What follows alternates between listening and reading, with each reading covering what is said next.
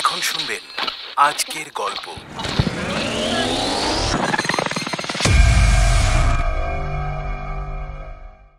চন্দ্রমোহন চৌধুরী কোথায়? আগে তিনি কাজে বেরিয়ে গেছেন, ফিরতে রাত হবে। চন্দ্রমোহন চৌধুরীকে বলো আমি মোহনপুরের মহারাজা মহেন্দ্র নারায়ণ। আগামীকাল সন্ধ্যায় ঠিক 8টার সময় আমি আবার তার সঙ্গে দেখা করতে আসব। সে যেন হাজির থাকে। ও বাবা গো, জল জল, নইলে এক্ষুনি বুক ফেটে যাবে। জল, একটু জল। আমি এই ঘরে কোনো দুষ্ট আত্মাকে অনুভব করছি। হ্যাঁ, কোনো সন্দেহ নেই, দুষ্ট আত্মা, পিশাচ পিশাচ। রাজা নলের দেহে যেমন শনি ঢুকেছিল, সেও তেমনি কোনো মানুষের মৃতদেহের মধ্যে ঢুকে পৃথিবীর ওপর অত্যাচার করে বেড়ায়। ভীষণ পিশাচ। আমাকে আগে এই ঘরে বসেই কাজ আরম্ভ করতে হবে। অ্যানিম্যাট্রিক্স প্রাইম স্টোরিজে আজ শুনবেন হেমেন্দ্র কুমার রায়ের কাহিনী মোহনপুরের শ্মশান। নিবেদনে অ্যানিম্যাট্রিক্স প্রাইম স্টোরিজ, প্রযোজনা অ্যানিম্যাট্রিক্স মাল্টিমিডিয়া। এই আখ্যানে আছে মোট 3টি অধ্যায়। প্রথম অধ্যায়ে আমি যার জীবনের আশ্চর্য কাহিনী বলবো তার নাম হচ্ছে আনন্দমোহন সেন। তাকে আমি চিনি না, চোখে দেখিও নি। খুব সম্ভব তার মৃত্যু হয়েছে আমার জন্মাবার আগেই। আপনারা জিজ্ঞাসা করতেই পারেন, এমন একজন লোকের জীবন কাহিনীর সঙ্গে আমি পরিচিত হলাম কেমন করে? আগে এই জিজ্ঞাসারই জবাব দেওয়া উচিত, নইলে আপনারা হয়তো ভাবতে পারেন যে নিজের মন গড়া একটা আজগুবি উপকথা বলে আমি খামোখা আপনাদের পিলে চমকে দেওয়ার চেষ্টা করছি। এই 20 শতাব্দীর বৈজ্ঞানিক জগতে আনন্দমোহনের গল্প যে বিশ্বাসযোগ্য হবে না, আমিও অস্বীকার করি না কথা।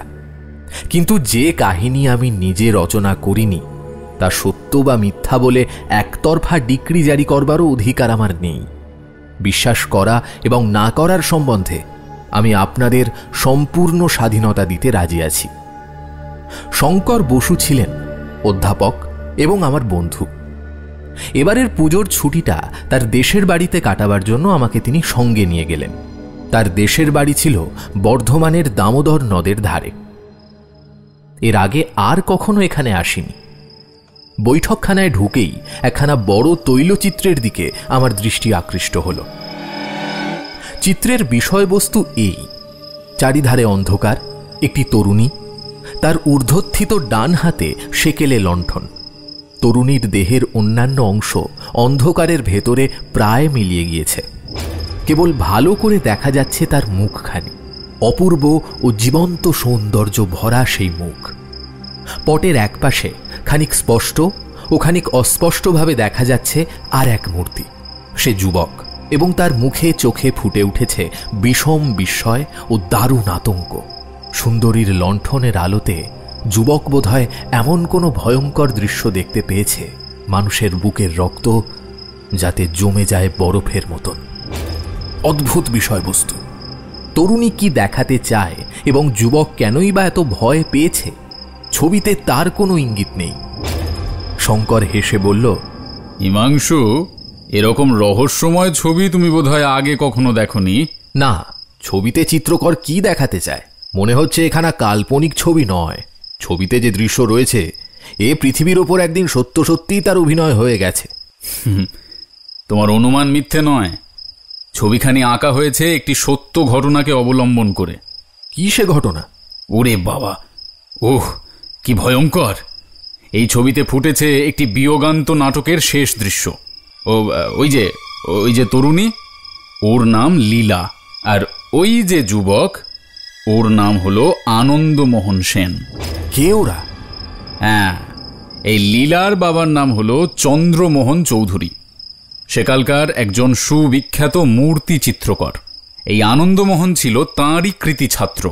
এই ছবিখানা দেখলেই তাঁর কলা নৈপুণ্যের পরিচয় পাবে, কারণ এই ছবিখানা তাঁরই আঁকা।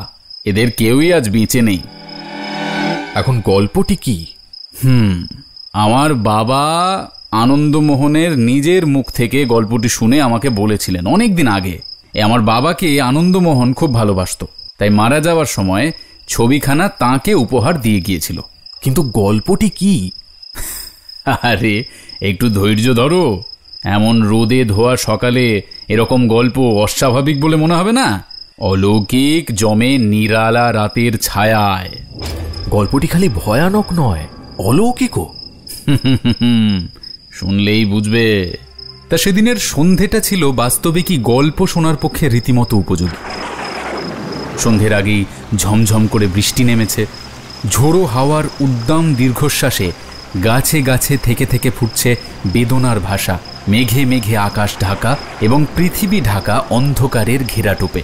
মাঝে মধ্যে অন্ধকারকে ধাক্কা মেরে মেঘের পর্দা ছিঁড়ে আকাশ থেকে পৃথিবীতে স্যাঁত করে নেমে আসছে বিদ্যুতের তীব্র শিখা, এবং ক্ষণিকের জন্য দেখা যাচ্ছে বিপুল দামোদরের উচ্ছ্বসিত তরঙ্গভঙ্গ। লম্বা চওড়া বারান্দা, একটা সেকেলে গোল মার্বেল টেবিলের উপরে টিমটিম করে জ্বলছে হ্যারিকেন ল্যাম্প। তার আলো বারান্দার অন্ধকারকে উদ্ভাসিত করে তুলেছিল মাত্র। স্পষ্ট করে কিছু দেখা যায় না, এবং অস্পষ্টতার মধ্যেও পাওয়া যাচ্ছে বেশ একটি রহস্যের সম্ভাবনা। বাইরের দিকে মুখ করে এবং দেয়ালের দিকে পিঠ রেখে দুখানা পুরাতন ইজি চেয়ারের ওপরে চুপ করে বসে আছি আমি এবং হিমাংশু। মানুষের কাজের বা কণ্ঠের সাড়া শব্দ কোথাও নেই। আমরা এই বৃষ্টি ধারা ধৌত নির্জনতাই উপভোগ করছিলাম। বোধ করি বৃষ্টি এবং ঝড়কে ফাঁকি দেওয়ার জন্যই হঠাৎ একটা বাদুড় ভিতরে এসে বারান্দার ছাদ ঘেঁষে দুই ডানা দিয়ে ঝট শব্দ তুলে উড়ে বেড়াতে লাগলো। হিমাংশু বলল, লেখকরা অলৌকিক গল্প বলবার সময় প্রায় বাদুড়ের উল্লেখ করে। তোমারও গল্পে বাদুড় আছে নাকি? না না, তাহলে সেই ভ্রম সংশোধনের জন্য বাদুড় নিজেই এসে হাজির হয়েছে। রসিক বাদুড়কে ধন্যবাদ। নাও এখন গল্প শুরু করো। আজ থেকে অন্তত 70 বছর আগের কথা। সে সময় ফটোগ্রাফ তোলবার কৌশল আবিষ্কৃত হয়েছে বটে, তবে বাংলাদেশে তার প্রভাব সেরকম ছিল না বললেই চলে। কিন্তু মানুষের অহংজ্ঞান অল্প নয়।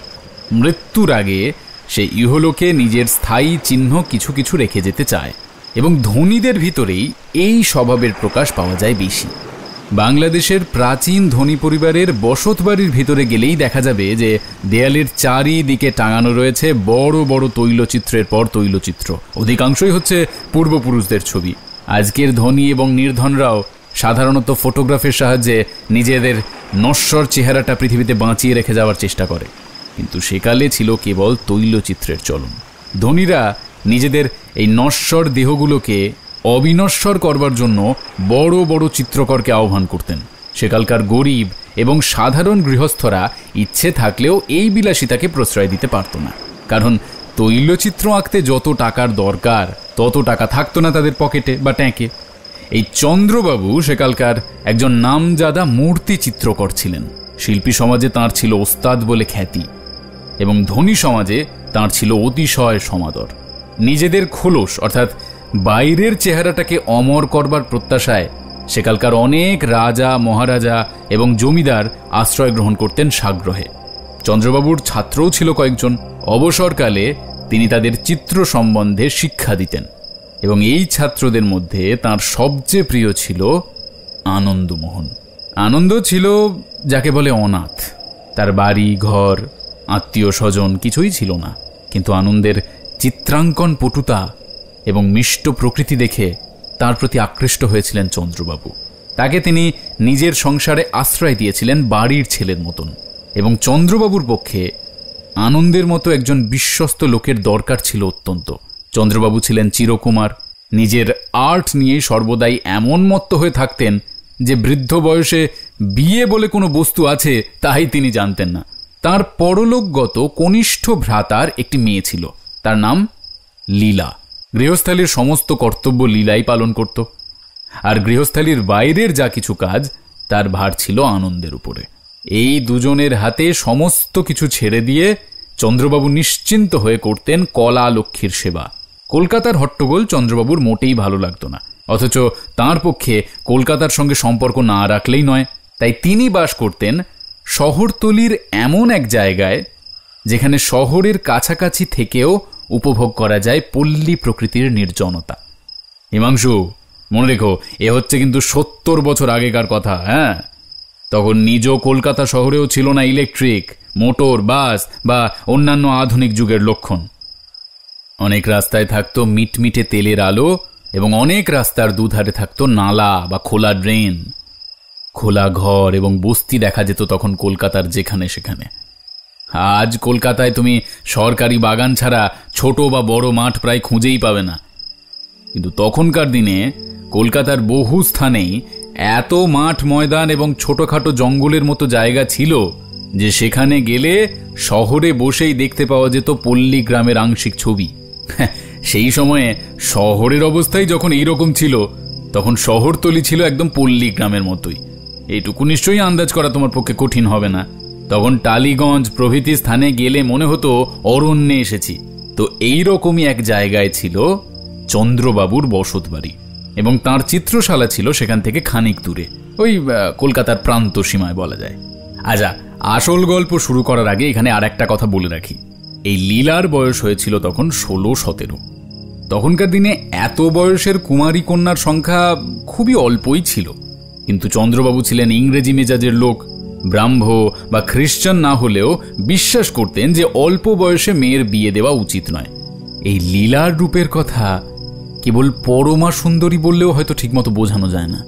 সে ছিল অদ্ভুত রূপসী, রং, গড়ন, মুখ, চোখ এমন ধারা ছিল যে খুঁজলেও তার জোড়া মিলত না। তার উপরে লীলার প্রকৃতিও ছিল অতি মধুর, অতি নম্র।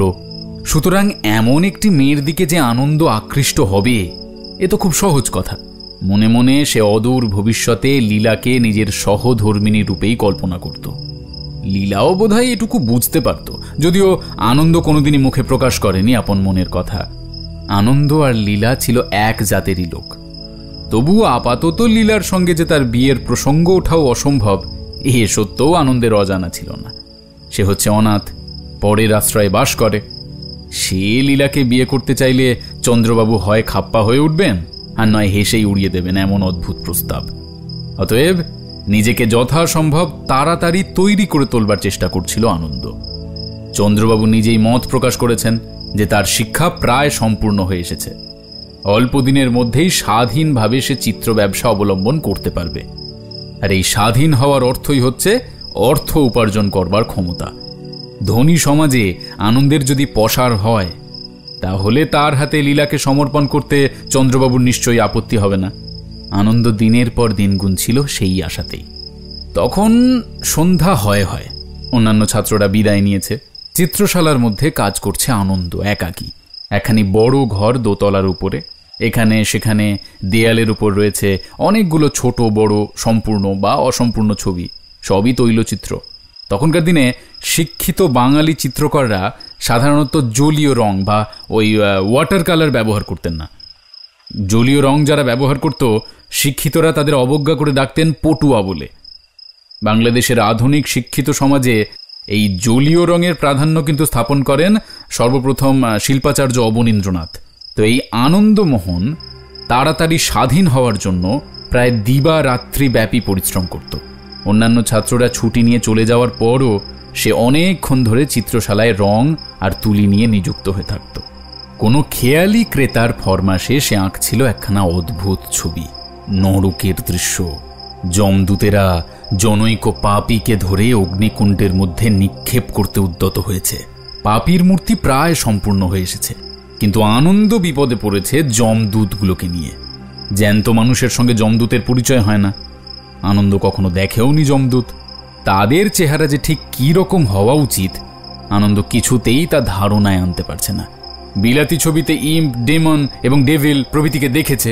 তাদের কালো কালো প্রায় মানুষের মতন চেহারা, কিন্তু তাদের মাথায় থাকে শিং, পিছনে থাকে ল্যাজ এবং পায়ে থাকে গরু প্রভৃতির মতন খুর। কিন্তু যিনি ছবির ফরমাস দিয়েছেন তিনি নাকি পরম হিন্দু, গঙ্গা জল ছাড়া আর কোনো জল পান করেন না। আনন্দ অনায়াসেই এই ফিরিঙ্গি, ইম্প, ডিমন বা ডেভিলের মূর্তি আঁকতে পারত, কিন্তু সেসব খ্রিস্টানি মূর্তি দেখলে হিন্দু ক্রেতার হিন্দুত্ব নিশ্চয়ই জখম হবে, আর ছবি আঁকা সম্ভবপর নয়। কারণ চিত্রশালার মধ্যে পুঞ্জীভূত হয়ে উঠবার চেষ্টা করছে সন্ধ্যার অন্ধকার। বাইরে ক্রমে ক্রমে স্তব্ধ হয়ে আসছে নাগরিক কোলাহল। আনন্দ তখনও তুলি হাতে দাঁড়িয়ে দাঁড়িয়ে ভাবছে, যমদূতদের, হিন্দু যমদূতদের কিরকম দেখতে? রাক্ষসের মতন, ভূত প্রেতের মতন? কিন্তু রাক্ষস আর ভূত প্রেতেদেরই বা চেহারা কিরকম হওয়া উচিত? তাদেরও তো আমি চোখেই দেখিনি। অনেক মাথা ঘামিয়েও কুল কিনারা না পেয়ে আনন্দ শেষটায় ধৈর্য হারিয়ে বলে উঠল, নিকুচি করেছে। যমদূতেরা জাহান্নামে যাক, আমি তাদের আঁকতে পারবো না। আর সঙ্গে সঙ্গে তার পিছন থেকে চাপা গলায় কে যেন হেসে উঠল। চমকে আনন্দ ফিরে দেখল, ঠিক তার পিছনেই দাঁড়িয়ে রয়েছে একটা অপরিচিত মূর্তি। চিত্রশালার ভিতরে তখন ভালো করে চোখ চলে না, বেশ ঘন অন্ধকার। মূর্তি স্থির চোখে তাকিয়েছিল চিত্রপটের সম্পূর্ণ যমদূতগুলোর দিকে। বিচিত্র তার চেহারা। মাথায় প্রায় 6.5 ফুট লম্বা মস্ত একটা পাগড়ি সে এমনভাবে পরেছে যে মুখের আধখানা দেখাই যাচ্ছে না। পোশাকও সাধারণ লোকের বা বাঙালির মতন নয়। সাজগোজ দেখলে মনে হয় সে কোনো রাজরা, এমনকি কটিবন্ধ থেকে ঝুলছে একখানা তরবারি পর্যন্ত। সৈনিকের মতো সিধে হয়ে দাঁড়িয়ে রয়েছে মূর্তি। অন্ধকারে তাকে খানিক দেখা যাচ্ছিল, খানিক দেখা যাচ্ছিল না, কিন্তু অন্ধকারের মধ্যেও ঝকঝক করে উঠছিল তার স্বর্ণখচিত এবং নানা রত্নে অলঙ্কৃত বহুমূল্য পোশাকটা। এমন মূর্তি এখানে দেখবার আশা আনন্দ করেনি। সে রীতিমতো হতভম্ব হয়ে গেল। মূর্তি গম্ভীর স্বরে বলল, ছোকরা, পৃথিবীতে যখন বেঁচে আছো যমদূতদের নিয়ে মাথা ঘামাচ্ছ কেন? তার চেহারা দেখলে এবং গলার আওয়াজ শুনলে বুক ধড়ফড় করে ওঠে ভয়ে, কিন্তু একটা জবাব না দিলেও চলে না। আনন্দ কোনো রকমে বললে, আগে খরিদ্দারের ফরমাস। মূর্তি একখানা হাত রাখলে আনন্দের কাঁধের উপরে। আনন্দের মনে হলো তার সর্বাঙ্গের উপর দিয়ে বয়ে গেল যেন একটা তরঙ্গিত তুষার বাড়ির হিল্লোল। সে পিছিয়ে দাঁড়ালো সভয়ে। মূর্তি বললে, খরিদ্দারের ফরমাসেও আর কোনোদিন যমদূতদের দেখবার চেষ্টা করো না। চন্দ্রবাবুর কাছে আপনার কোনো দরকার আছে? অনুগ্রহ করে ওই আসনে বসুন। চন্দ্রমোহন চৌধুরী কোথায়? আগে তিনি কাজে বেরিয়ে গেছেন, ফিরতে রাত হবে। চন্দ্রমোহন চৌধুরীকে বলো, আমি মোহনপুরের মহারাজা মহেন্দ্র নারায়ণ। আগামীকাল সন্ধ্যায় ঠিক 8টার সময় আমি আবার তার সঙ্গে দেখা করতে আসব। সে যেন হাজির থাকে। মূর্তি হঠাৎ ফিরে দাঁড়ালো, তারপর সোজা বেরিয়ে গেল। ঘরের আবহ এতক্ষণ যেন তুষার শীতল হয়েছিল। মূর্তি অদৃশ্য হওয়ার সঙ্গে সঙ্গেই আবার ঘরের মধ্যে জেগে উঠল গ্রীষ্মের উত্তাপ। আনন্দের কেমন কৌতূহল হলো চিত্রশালা থেকে বেরিয়ে মূর্তি কোন দিকে যায় সেটা দেখার জন্য। ওই জানলাটার তলাতেই আছে চিত্রশালা থেকে বেরিয়ে যাওয়ার একমাত্র দরজা। সে তাড়াতাড়ি জানলার কাছে এসে দাঁড়ালো। প্রায় 10 মিনিট কাল সে জানলার ধারে দাঁড়িয়ে রইল, কিন্তু সদর দরজা দিয়ে কাউকেই বাইরে বেরিয়ে যেতে দেখল না। তবে কি লোকটা এখনো বাড়ির ভিতরেই আছে? এই সম্ভাবনা মনে জাগতেই আনন্দের সমস্ত দেহ হয়ে উঠল রোমাঞ্চিত। কি যেন একটা অজানা ভয়ে সে তাড়াতাড়ি উপরের ঘর থেকে বেরিয়ে একতলায় নেমে এলো, কিন্তু কোথাও কাউকেই দেখা গেল না। তখন এই আশ্চর্য ব্যাপার নিয়ে আর মাথা না ঘামিয়ে সে চিত্রশালার দরজা বন্ধ করে হাঁপ ছেড়ে বাঁচল। সেই রাতেই আনন্দ আগন্তুকের কথা চন্দ্রবাবুকে জানালো। চন্দ্রবাবু একটু বিস্মিত হয়ে বললেন, মোহনপুরের মহারাজা মহেন্দ্র নারায়ণ? কখনো তার নাম পর্যন্ত শুনিনি। কি চান তিনি? নিশ্চয়ই আমার হাতে তাঁর রাজ্যভার সমর্পণ করতে আসবেন না। বোধহয় তাঁর একখানা ছবি আঁকাতে চান। বেশ, কাল যথাসময়ে মহারাজা বাহাদুরকে সসম্মানে অভ্যর্থনা করবার জন্য চিত্রশালায় উপস্থিত থাকব। পরদিনের সন্ধ্যা। চিত্রশালার মধ্যে একমাত্র আনন্দ ছাড়া আর কোনো ছাত্র নেই। চন্দ্রবাবু ঘরের ভিতর পায়চারি করছিলেন। হঠাৎ দাঁড়িয়ে পড়ে বললেন, 8টা তো বাজে। আনন্দ কই? এখনো তো কারুর টিকি দেখতে পাচ্ছি না। আগে তিনি ঠিক 8টার সময় আসবেন বলেছেন। কি নাম বলেছিলে? মোহনপুরের মহারাজ মহেন্দ্র নারায়ণ? আগে হ্যাঁ। দেখতে কি রকম? দেখলেই মনে হয় সম্ভ্রান্ত ব্যক্তি। বয়স কত? বলা শক্ত স্যার, তবে এইটুকু বলতে পারি বয়সে তিনি যুবক নন। ঘড়ির দিকে তাকিয়ে চন্দ্রবাবু বললেন, 8টা বাজতে আর 1 মিনিট বাকি। এখনো মহারাজা বাহাদুরের দেখা নেই। আনন্দ, আমি কিন্তু 8টা বাজলেই চলে যাব, আমার অনেক কাজ। মহারাজা বাহাদুর যদি তারপরেও আসেন, তুমি তার সঙ্গে কথাবার্তা কয়ো। জীবনে রাজা মহারাজা দেখেছি প্রায় 2 ডজন। কোন মহারাজের জন্যেই আমি এখানে ধর্ণা দিয়ে বসে থাকতে রাজি নই। মহারাজাদের চেয়ে আমি মহাশয়দের বেশি পছন্দ করি। ঘড়িতে ঢং ঢং করে 8টা বাজল। একতলা থেকে দোতলায় উঠবার কাঠের সিঁড়ির উপরে শোনা গেল না কারোর পায়ের শব্দ, কিন্তু ঘরের দরজার সামনে দেখা গেল মোহনপুরের মহারাজা মহেন্দ্র নারায়ণের মূর্তি। মহেন্দ্র নারায়ণের মূর্তির ভিতর দিয়ে প্রকাশ পাচ্ছিল এমন একটা আশ্চর্য ব্যক্তিত্বের ভাব যে চন্দ্রবাবু তাড়াতাড়ি মাথা হেঁট করে তাকে প্রণাম না করে পারলেন না। মহেন্দ্র নারায়ণ ঘরের ভিতর এসে দাঁড়ালেন। চন্দ্রবাবু তাড়াতাড়ি একখানা চেয়ার টেনে এগিয়ে দিয়ে বললেন, আজ্ঞে, বসতে আজ্ঞা হোক। মহেন্দ্র নারায়ণ সেদিকে ভ্রুক্ষেপও করলেন না, দাঁড়িয়ে রইলেন। চন্দ্রবাবু বললেন, আপনি কি মোহনপুরের মহারাজা বাহাদুর? হ্যাঁ। শুনলুম আমার সঙ্গে মহারাজা বাহাদুরের কোনো দরকার আছে। এ প্রশ্নের জবাব না দিয়ে মহেন্দ্র নারায়ণ হাত তুলে আনন্দকে দেখিয়ে বললেন, তোমার ও লোকটি কি বিশ্বস্ত? আজ্ঞে হ্যাঁ, অত্যন্ত। পোশাকের ভিতর থেকে একটি ছোট্ট বাক্স বের করে মহেন্দ্র নারায়ণ বললেন, এই বাক্সটা নিয়ে ওকে কাছাকাছি কোনো জহুরির কাছে যেতে বলো, ও যাচাই করে আসুক এই বাক্সের ভিতরে যা আছে তার দাম কত। বাক্সটি নিয়ে আনন্দ বেরিয়ে গেল। জহুরির বাড়ি যেতে তার বেশিক্ষণ লাগলো না, পরিচিত জহুরি। আনন্দ বলল, বাক্সটা খুলে দেখুন। বাক্সের ভিতর ছিল নানা রকম রত্নখচিত অলংকার। জহুরি সবিস্ময়ে বলল, আনন্দবাবু, এইসব জড়োয়া গয়না কার? মোহনপুরের মহারাজার। আশ্চর্য, এরকম জড়োয়া গয়না একালেও কেউ ব্যবহার করে নাকি? গয়নাগুলো কি ভালো নয়? ভালো নয়? বলেন কি? এমন চমৎকার গয়না আজকাল কেউ দেখতে পায় না। এরকম গয়নার চলন ছিল সেই নবাবী আমলে। ওর দাম বলতে পারেন? তা নিশ্চয়ই পারি। জহুরি গয়নাগুলো নিয়ে বেশ খানিকক্ষণ পরীক্ষার পর বললে, বেশ ভারী ভারী গয়না দেখছি। কত দাম হবে? তা 10 লক্ষ টাকার কম তো নয়। শুনে আনন্দর মাথা ঘুরতে লাগলো। 10 লক্ষ টাকার ভার বহন করে এখানে এসেছে, অথচ সে কিছুই অনুভব করতে পারেনি। 10 লক্ষ টাকা এত হালকা।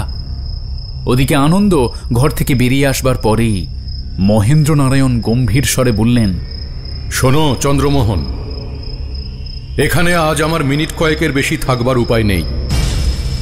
কিছুদিন আগে কলকাতার এক রঙ্গালয়ে তোমার ভাইয়ের মেয়েকে আমি দেখেছিলাম, তাকে আমি বিয়ে করতে চাই। চন্দ্রবাবু সচকিত চোখে মহারাজার মুখের পানে তাকালেন। কি বলবেন বুঝতে পারলেন না। অদ্ভুত প্রস্তাব। মহারাজা অবিচলিত কণ্ঠে বললেন, তুমি অবাক হচ্ছ কেন? আমার চেয়ে ধনী পাত্র পাবার আশা তুমি করো নাকি? চন্দ্রবাবু তখনও জবাব দিতে পারলেন না। কেবল এই অদ্ভুত প্রস্তাব বা বিস্ময়ের জন্য নয়, আগন্তুককে দেখে তার বুকের ভিতরে জাগ্রত হয়েছে কেমন একটা অজ্ঞাত আতঙ্ক। সেখান থেকে তার পালিয়ে যাওয়ার ইচ্ছে হলো, কিন্তু কেবল ভদ্রতার খাতিরেই সেই ইচ্ছা তিনি দমন করলেন।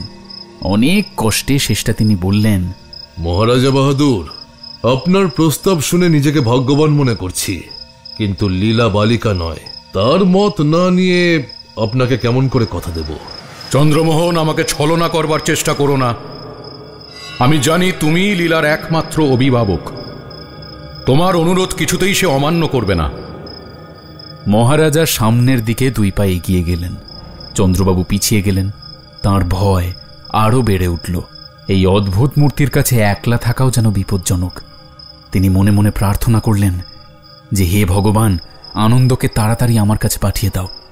মহারাজ মহেন্দ্র অধীর কণ্ঠে বললেন, বলো, তোমার মত কি? কিন্তু মহারাজা, আপনার জাতি। আমার জাতি?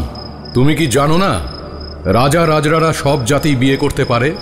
কিন্তু আর কোনো কিন্তু নয়। শোনো, সেই ছোকরা বাক্স নিয়ে ফিরে এলেই শুনবে তার ভিতরে আছে লক্ষ লক্ষ টাকার জড়োয়া গয়না। এই গয়না লীলাই পাবে। তার উপরে যৌতুক স্বরূপ আমি দেব আরো 10 লক্ষ টাকা। এরপরেও তোমার আপত্তি আছে? মহারাজ নিষ্পলক নেত্রে চন্দ্রবাবুর মুখের দিকে তাকালেন। চন্দ্রবাবুর মনে হলো সেই জ্বলন্ত দৃষ্টি যেন তার সমস্ত ইচ্ছা শক্তি হরণ করে নিচ্ছে। তার মুখ দিয়ে যেন ইচ্ছার বিরুদ্ধেও বেরিয়ে এলো, আমার কোনো আপত্তি নেই। সেই সময় গয়নার বাক্স নিয়ে ফিরে এলো আনন্দ। তাকে দেখে চন্দ্রবাবু যেন মনের ভিতরে খানিকটা জোর পেলেন। ভাবলেন আর একটু আগে ছোকরা যদি আসতো তাহলে তিনি কথা দিতেন না। আনন্দ বলল, জহুরি বললে বাক্সের ভেতরে 10 লক্ষ টাকার গয়না আছে। শুনলে? চন্দ্রবাবু নিজের মনকে এই ভেবে প্রবোধ দিতে চাইলেন, মহারাজা দেখতেও সুপুরুষ নন, বয়সও নবীন নন, কিন্তু লীলা হবে মহারানী, আর সম্পত্তিও পাবে 20 লক্ষ টাকার। তার পক্ষে যেটা কল্পনাতীত।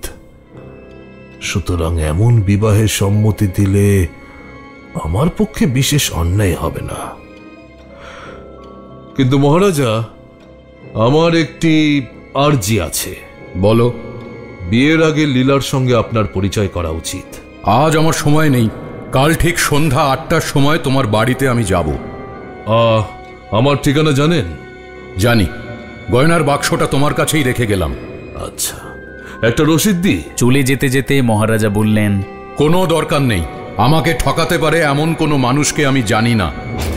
চন্দ্রবাবুর মনে হলো ঘরের ভিতর থেকে যেন একটা অপার্থিব ছায়া বেরিয়ে গেল। আনন্দ নিজের সন্দেহ ভঞ্জনের জন্য আজও গিয়ে দাঁড়ালো জানলার ধারে, কিন্তু আজও মহারাজা বাহাদুরকে সদর দরজা দিয়ে বাইরে বেরোতে দেখা গেল না। ব্যাপারটা বড়ই আশ্চর্য, বড়ই অদ্ভুত, বড়ই ভয়াবহ। কিন্তু মুখে সে কিছুই প্রকাশ করল না। আর এইসব কথা নিয়ে আলোচনা করবার মতন মনের অবস্থাও তার ছিল না। সে বুঝল তার সুখের মেঘে আগুন লাগতে আর দেরি নেই। যাকে কেন্দ্র করে তার ভবিষ্যতের সমস্ত আশা আকাঙ্ক্ষা বিকশিত হয়ে উঠেছিল, এইবারে সেই দেবীকে বিসর্জন দিতে হবে অশ্রু জলে। তবু সে স্বার্থপর হতে চায় না। লীলা যদি সুখী হয়, হোক সে মোহনপুরের মহারানী। পরের দিন সন্ধ্যা 8টার কিছু আগে চন্দ্রবাবু অতিথি সৎকারের জন্য আহার্যের আয়োজন করেছিলেন প্রচুর। ডিমের পরোটা, লুচি, পোলাও, মাংস, 3 রকম মাছ, 3 রকম নিরামিষ তরকারি, রুই মাছের ডিমের চাটনি, ইলিশ মাছের ডিম ভাজা, সন্দেশ, রসগোল্লা, দই, রাবড়ি, ছানার পায়েস প্রভৃতি। লীলা নিজের হাতে সারা দিন ধরে এইসব রেঁধেছে। যদিও এখনো সে জানে না যে অতিথি আসছেন তার সঙ্গে তার ভবিষ্যতের সম্পর্ক কি। আনন্দও তার কাছে কোনো কথা ভাঙেনি। নিজের দুঃখ সে পুষে রেখেছে নিজের মনের ভিতরেই। কিন্তু বোধহয় তার মুখেও মনের ছায়া পড়েছিল কিছু কিছু, কারণ লীলা মাঝে মধ্যে প্রশ্ন করেছে, আনন্দবাবু, আপনার মুখ আজ শুকনো দেখাচ্ছে কেন? আনন্দ সহাস্যে লীলার প্রশ্ন উড়িয়ে দিয়েছে, এই বলে, শরীরটা আজ তেমন ভালো নেই। 8টা বাজল। সঙ্গে সঙ্গে বৈঠকখানার দরজার সামনে দেখা গেল মহারাজা মহেন্দ্র নারায়ণ বাহাদুরকে। চন্দ্রবাবুর বুকের কাছটা যেন ধক করে উঠল। এমন আকস্মিকভাবে মহারাজার আবির্ভাব তিনি প্রত্যাশা করেননি। মহারাজা আত্মপ্রকাশ করলেন যেন হাওয়ার ভিতর থেকে।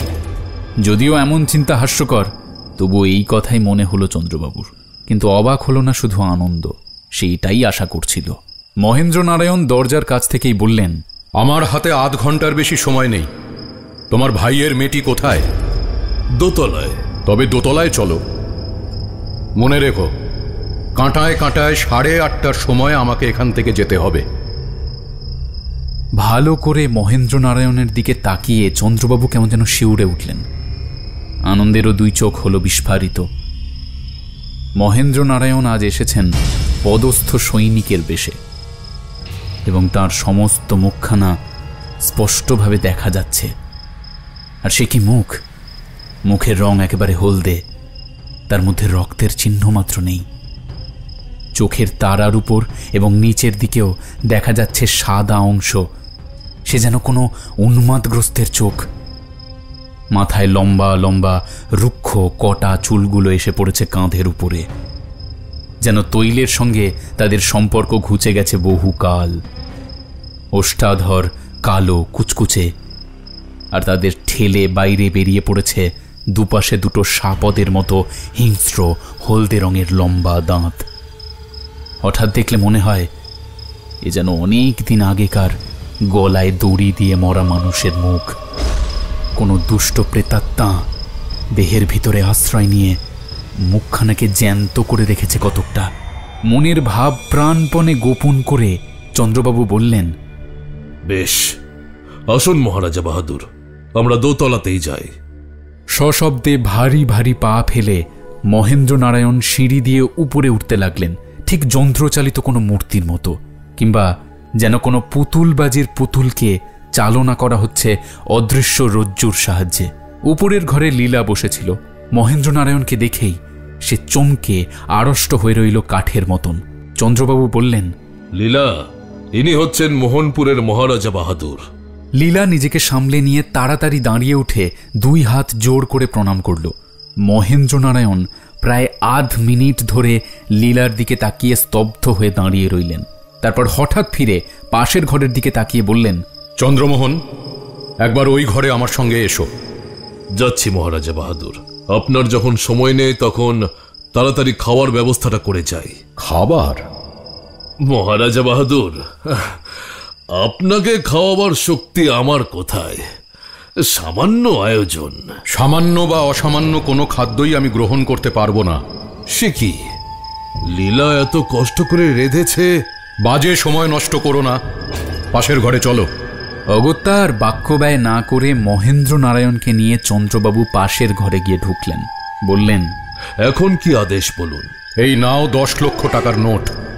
লীলাকে আমি সঙ্গে নিয়ে মোহনপুরে ফিরে যেতে চাই। বিয়ে না করেই? আমাদের বংশের নিয়ম, পাত্র রাজধানীতে নিয়ে গিয়ে পাত্রীকে বিয়ে করবে। মহারাজার রাজ্যের কথা জানি না, কিন্তু এদেশে ও নিয়ম অচল। মহেন্দ্রনারায়ণ সিধে হয়ে দাঁড়ালেন। মাথায় তিনি যেন উঁচু হয়ে উঠলেন আরও 1 ফুট। দীপ্ত চক্ষে চন্দ্রবাবুর দিকে তাকিয়ে গম্ভীর স্বরকে গম্ভীরতর করে বললেন, চন্দ্রমোহন, আমাকে তোমার দেশের নিয়ম মেনে চলতে হবে নাকি? লীলাকে আমার হাতে সমর্পণ করবে বলে তুমি কথা দিয়েছ, নিজের কথা রাখতে তুমি বাধ্য। কাল আমার সঙ্গে মোহনপুরে যেতে হবে, বুঝলে? সেই দীপ্ত দৃষ্টির মধ্যে ছিল যেন কোনো জাদু। আবার চন্দ্রবাবুর মনে হল তাঁর সমস্ত ইচ্ছা শক্তি যেন বিলুপ্ত হয়ে গেল। সামনের মূর্তি যেন প্রভু, আর তিনি যেন গোলাম।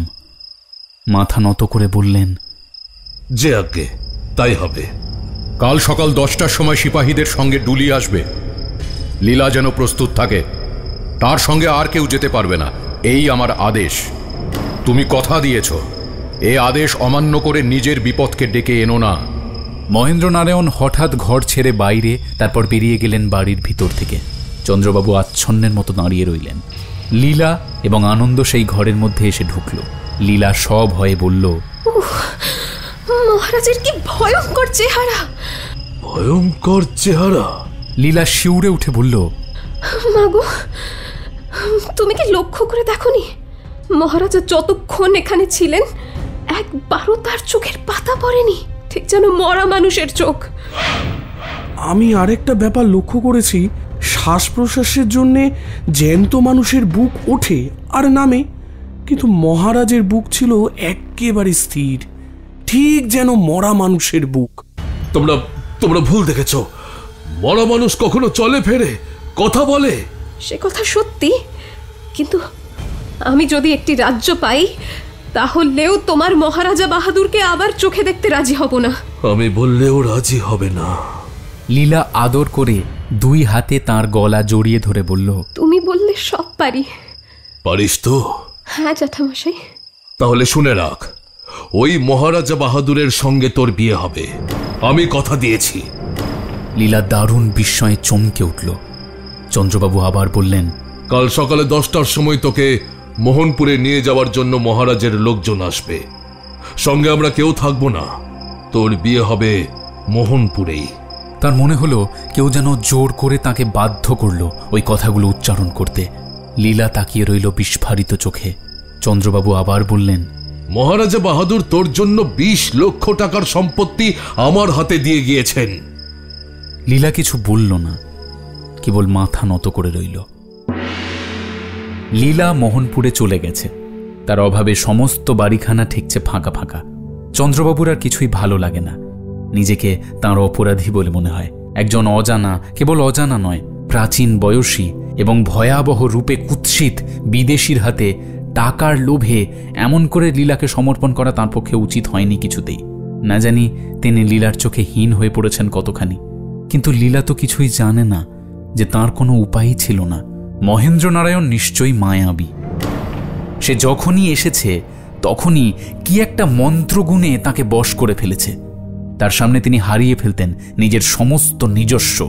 তাঁর হাতে লীলাকে তিনি তুলে দিয়েছেন নিজের সম্পূর্ণ অজ্ঞাত সারেই। লীলার সঙ্গে দেখা হলে এই সত্যটাই তাকে বুঝিয়ে দিতে হবে। আনন্দও যে মনমরা হয়ে আছে সে কথা বলাই বাহুল্য। চন্দ্রবাবুর বাড়িতেও সে খুব অল্পক্ষণই থাকে। চিত্রশালায় গিয়ে দিনের অধিকাংশ সময়ই সে কাজকর্মের মধ্যে ডুবে থেকে ভুলবার চেষ্টা করে।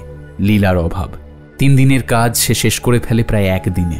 প্রায় 1 মাস কেটে গেল, লীলার কোনো খবর নেই। একদিন আনন্দকে ডেকে চন্দ্রবাবু বললেন, ব্যাপার বড় ভালো বুঝছি না। কি ব্যাপার? যাবার সময় লীলা বলে গিয়েছিল নিয়মিত চিঠিপত্র লিখবে, কিন্তু 1 মাসেও তার একখানা চিঠিও এলো না। এর কারণ কি? হয়তো তার অসুখ করেছে। আমারও সেই ভাবনা হচ্ছে। এখন কি করা উচিত বলো দেখি? মোহনপুরে নিজে একবার যান না। যদি মহারাজা অসন্তুষ্ট হন? কেন? আমি গরিব, তুচ্ছ লোক। সকলের সামনে আমাকে শ্বশুর বলে মানতে যদি তার মানে বাঁধে, তবু আপনার যাওয়া উচিত। এ কথা ঠিক। লীলার প্রতিও তো আমার কর্তব্য আছে। বেশ আনন্দ, আমি কালকেই মোহনপুরে যাত্রা করব। কলকাতা থেকে মোহনপুর হচ্ছে প্রায় 200 মাইল। মোহনপুর হচ্ছে একটি ছোটখাটো শহর। প্রধান রাজপথটি মাঝারি আকারের। সোজা চলে গিয়ে শেষ হয়েছে রাজবাড়ির ফটকের সামনে। ফটকের মুখে বন্দুক ঘাড়ে করে পাহারা দিচ্ছে সুসজ্জিত সিপাহী। প্রকাণ্ড প্রাসাদ, মাঝখানে মস্ত গম্বুজ। চন্দ্রবাবু সেপাইয়ের কাছে গিয়ে জিজ্ঞাসা করলেন, মহারাজা বাহাদুরের সঙ্গে দেখা হবে? ম্যানেজার বাবুকে জিজ্ঞাসা করুন। তিনি কোথায়? ওই যে এইদিকেই আসছেন। একটি প্রৌঢ় ভদ্রলোক রাজবাড়ির ভিতর থেকে বেরিয়ে আসছিলেন। চন্দ্রবাবু তাকে নমস্কার করলেন। ম্যানেজার বললেন, মহাশয়ের কি চাই? একবার মহারাজা বাহাদুরের দর্শন প্রার্থনা করি। আপনি কোথা থেকে আসছেন? কলকাতা থেকে। আপনি মহারাজ বাহাদুরকে চেনেন? কিছু কিছু চিনি। কি সূত্রে তার সঙ্গে আপনার পরিচয়? চন্দ্রবাবু ভেবেছিলেন মহারাজের সঙ্গে তার আসল সম্পর্কের কথা বাইরের কারোর কাছে ভাঙবেন না, কিন্তু এখন তাকে বাধ্য হয়েই বলতে হলো। মহারাজ বাহাদুরের সঙ্গে আমার ভাইয়ের মেয়ের বিয়ে হয়েছে। ম্যানেজার চমকে উঠে চন্দ্রবাবুর মুখের দিকে তাকালো, বলল, অসম্ভব। কেন অসম্ভব? কেন?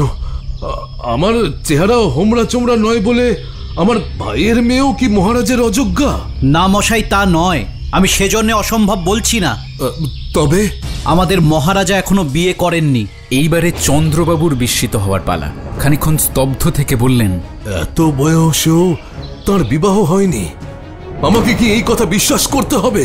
মশাই কি বলছেন? আমাদের মহারাজা নরেন্দ্র নারায়ণ এই সবে 23-এ পা দিয়েছেন। আপনাদের মহারাজা নরেন্দ্র নারায়ণ? হ্যাঁ, আমাদের মহারাজের ওই নাম। তবে কি তিনি কলকাতায় গিয়ে নাম ভাঁড়িয়েছিলেন? কলকাতায় কতদিন আগে তার সঙ্গে আপনার দেখা হয়েছিল? এই তো মাসখানেক আগে। মশাই কোনো জুয়া চোরের পাল্লায় পড়েছেন। আমাদের মহারাজা সবে গেল হপ্তায় বিলাত থেকে ফিরেছেন। বিলাতে তিনি 8 মাস ছিলেন। চন্দ্রবাবুর মাথায় যেন বাজ ভেঙে পড়ল। তবে কি তিনি লীলাকে সমর্পণ করেছেন কোনো প্রতারকের কবলে? তবু তিনি একটা নতুন সম্ভাবনার ইঙ্গিত পেয়ে জিজ্ঞাসা করলেন, আচ্ছা, এখানে মহারাজা মহেন্দ্র নারায়ণ বলে কেউ আছেন? একালে নেই, সেকালে ছিলেন। মানে? মহারাজা মহেন্দ্র নারায়ণ ছিলেন বর্তমান মহারাজার পিতামহ। 60 বছর আগে তার মৃত্যু হয়েছে। চন্দ্রবাবু সেইখানে দাঁড়িয়ে রইলেন মন্ত্রাচ্ছন্ন স্তম্ভিতের মতন। তারপর তার মাথার ভেতর দিয়ে খেলে গেল আর এক ভয়াবহ সম্ভাবনার বিদ্যুৎ। তিনি তাড়াতাড়ি বললেন, মহেন্দ্র নারায়ণের কোনো প্রতিকৃতি আছে? আপনি সন্দেহ ভঞ্জন করতে চান? বেশ, আসুন, রাজবাড়ির বৈঠকখানায় মহারাজার পূর্বপুরুষদের অয়েল পেন্টিং আছে। প্রকাণ্ড বৈঠকখানা, রাজকীয় ঐশ্বর্যে পরিপূর্ণ। দেয়ালে দেয়ালে বড় বড় নতুন এবং পুরাতন মূর্তিচিত্র। একদিকে আঙুল নির্দেশ করে ম্যানেজার বললেন, ওই দেখুন মহারাজা মহেন্দ্র নারায়ণকে। শুনেছি তার মৃত্যুর 3 দিন আগে ছবিখানা আঁকা হয়। তিনি হঠাৎ মারা যান জলে ডুবে, তার দেহ খুঁজে পাওয়া যায়নি। কিন্তু এইসব কথা চন্দ্রবাবুর কানে প্রবেশ করছিল না। প্রায় বাহ্য জ্ঞানহীন হয়ে তিনি চিত্রাঙ্কিত মহেন্দ্র নারায়ণের মুখের দিকে তাকিয়েছিলেন নিষ্পলক নেত্রে। এই তো লীলার স্বামী মহেন্দ্র নারায়ণ। তবে তিনি দেখেছেন এক অপার্থিব মৃত মুখ, আর এ মুখ হচ্ছে জীবন্ত মানুষের। আকাশ পাতাল তফাৎ, কিন্তু মুখ এক। চন্দ্রবাবুর মনে হলো ছবির মহেন্দ্র নারায়ণ যেন তাঁর দিকে তাকিয়ে ক্রূর উপহাসের হাসি হাসলেন। ম্যানেজার তাঁর গায়ে হাত দিয়ে বললেন, মশাই, ও মশাই, সাড়া দেন না কেন? এখন আপনার সন্দেহ মিটল তো? হ্যাঁ, কি বলছেন? হ্যাঁ, 1 মাস আগে এই মূর্তি তো আমার বাড়িতে গিয়েছিল। পাগলের মতো প্রলাপ বকবেন না। চন্দ্রবাবু হঠাৎ হাহা করে হেসে উঠলেন, বললেন,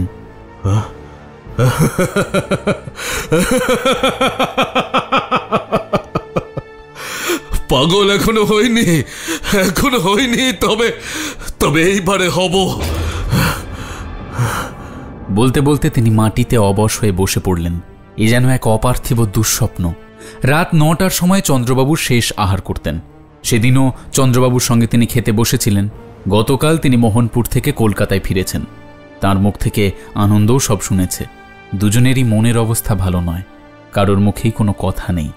হঠাৎ সজোরে বেজে উঠল সদর দরজার কড়া জোড়া। তারপর হলো দরজা খোলার শব্দ। চন্দ্রবাবু বিরক্ত কণ্ঠে বললেন, বেয়ারা কেন দরজা খুলে দিলে? এত রাত্রে কে আবার জ্বালাতে এলো? সিঁড়ির উপরে লঘু পদের দ্রুত শব্দ শোনা গেল, আর তারপরেই ছুটে ঘরের ভিতর এসে ঢুকল লীলা। কিন্তু কি মূর্তি, কি বেশ! এলো মেলো এলানো চুল, যেন তেল জলের মধ্যে বহুকালের সম্পর্ক নেই। অসম্ভব আতঙ্কে চোখ দুটো যেন বাইরে বেরিয়ে আসতে চাইছে। গাল দুটো গেছে ভিতরে বসে এবং থরথর করে কাঁপছে সারা গা। ধুলো কাদা মাখা পরনের কাপড়ে পাট নেই, জায়গায় জায়গায় ছেঁড়া, এবং সেখানে হচ্ছে সেই কাপড় যা পরে সে গিয়েছিল মোহনপুরে। মাটির উপরে ধপাস করে বসে পড়ে লীলা চেঁচিয়ে উঠল, ও বাবা গো,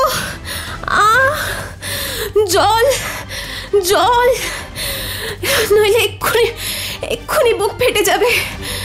জল, একটু জল। আনন্দ তাড়াতাড়ি জল এনে দিলে।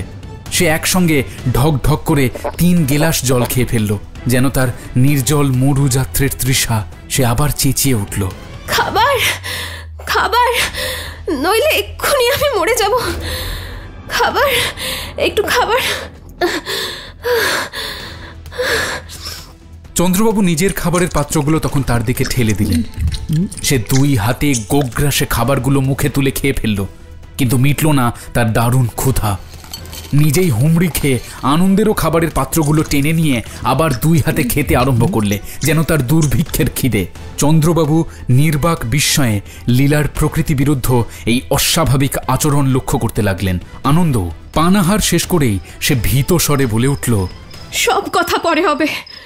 যদি আমাকে বাঁচাতে চাও, শিগগির একজন ওঝা ডেকে আনো। একটু দেরি করো না, একটুও না। আনন্দ ওঝা ডাকতে ছুটল। সেই পাড়াতেই এক বিখ্যাত ওঝার বাড়ি ছিল। মিনতি ভরা কণ্ঠে লীলা বলল, জ্যাঠামশাই, তোমার 2টি পায়ে পড়ি, এই ঘরে আমাকে একলা ফেলে যেও না, দয়া করো। যাব না মা, যাব না। আমি তোর কাছেই থাকবো। হ্যাঁ, আমার কাছেই থাকো। একলা হলে আবার আমি মরব। তোর কথার মানে বুঝতে পারছি না আমি। আগেই বলেছি এই ঘরের মাঝের এক দরজা দিয়ে পাশের ঘরে যাওয়া যায় এবং দেখাও যায় তার ভিতরটা। সেই দিকে তাকিয়েই আঁতকে উঠে লীলা অতি আর্তস্বরে আবার চিৎকার করে উঠল,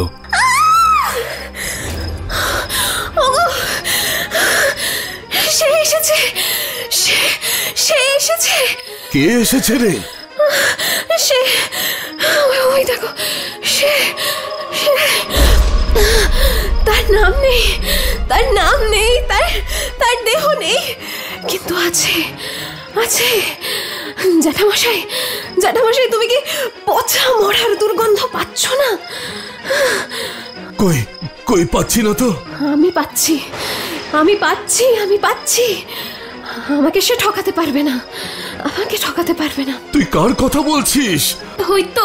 ওই তো সে আমাকে আবার নিয়ে যেতে এসেছে। ওই তো। কোথায় সে? আঙুল দিয়ে পাশের ঘর দেখিয়ে কান্না ভরা গলায় লীলা বলল, ওইখানে যে দাঁড়িয়ে আছে, আমি ওকে স্পষ্ট দেখতে পাচ্ছি। সে ওইখানেই দাঁড়িয়ে আছে। ও মা! পাশের ঘরের দিকে ত্রস্ত চোখে তাকালেন চন্দ্রবাবু। হ্যাঁ, ওখানে সুদীর্ঘ ছায়ার মতন কি একটা দেখা যাচ্ছে বলেই তো বোধ হচ্ছে। তারপর ভালো করে দেখে বুঝলেন তার চোখের ভ্রম। উপর থেকে সমুজ্জ্বল আলোর আঁধার ঝুলছে, ছায়া বা কায়া কোনো কিছুই নেই সেখানে, খালি ঘর। বললেন, তুই ভুল দেখছিস লীলা, ও ঘরে কেউ নেই। দুই হাত দিয়ে চন্দ্রবাবুকে জড়িয়ে ধরে লীলা আকুল স্বরে বলল, আছে, আছে, আছে। আমি ওকে স্পষ্ট দেখতে পাচ্ছি, আমি দেখতে পাচ্ছি। ও আমাকে আবার নিয়ে যাবে, আমাকে নিয়ে যাবে। তুমি যদি আমাকে একবার ছেড়ে যাও, ও আবার আমাকে নিয়ে যাবে, আবার নিয়ে যাবে আমাকে। আমাকে ছেড়ে যাও না।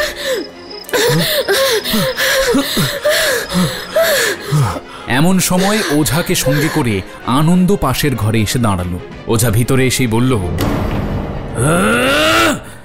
আমি এই ঘরে কোনো দুষ্ট আত্মাকে অনুভব করছি। হ্যাঁ, কোনো সন্দেহ নেই, দুষ্ট আত্মা, পিশাচ, পিশাচ। রাজা নলের দেহে যেমন শনি ঢুকেছিল, সেও তেমনি কোনো মানুষের মৃতদেহের মধ্যে ঢুকে পৃথিবীর ওপর অত্যাচার করে বেড়ায়। ভীষণ পিশাচ। আমাকে আগে এই ঘরে বসেই কাজ আরম্ভ করতে হবে।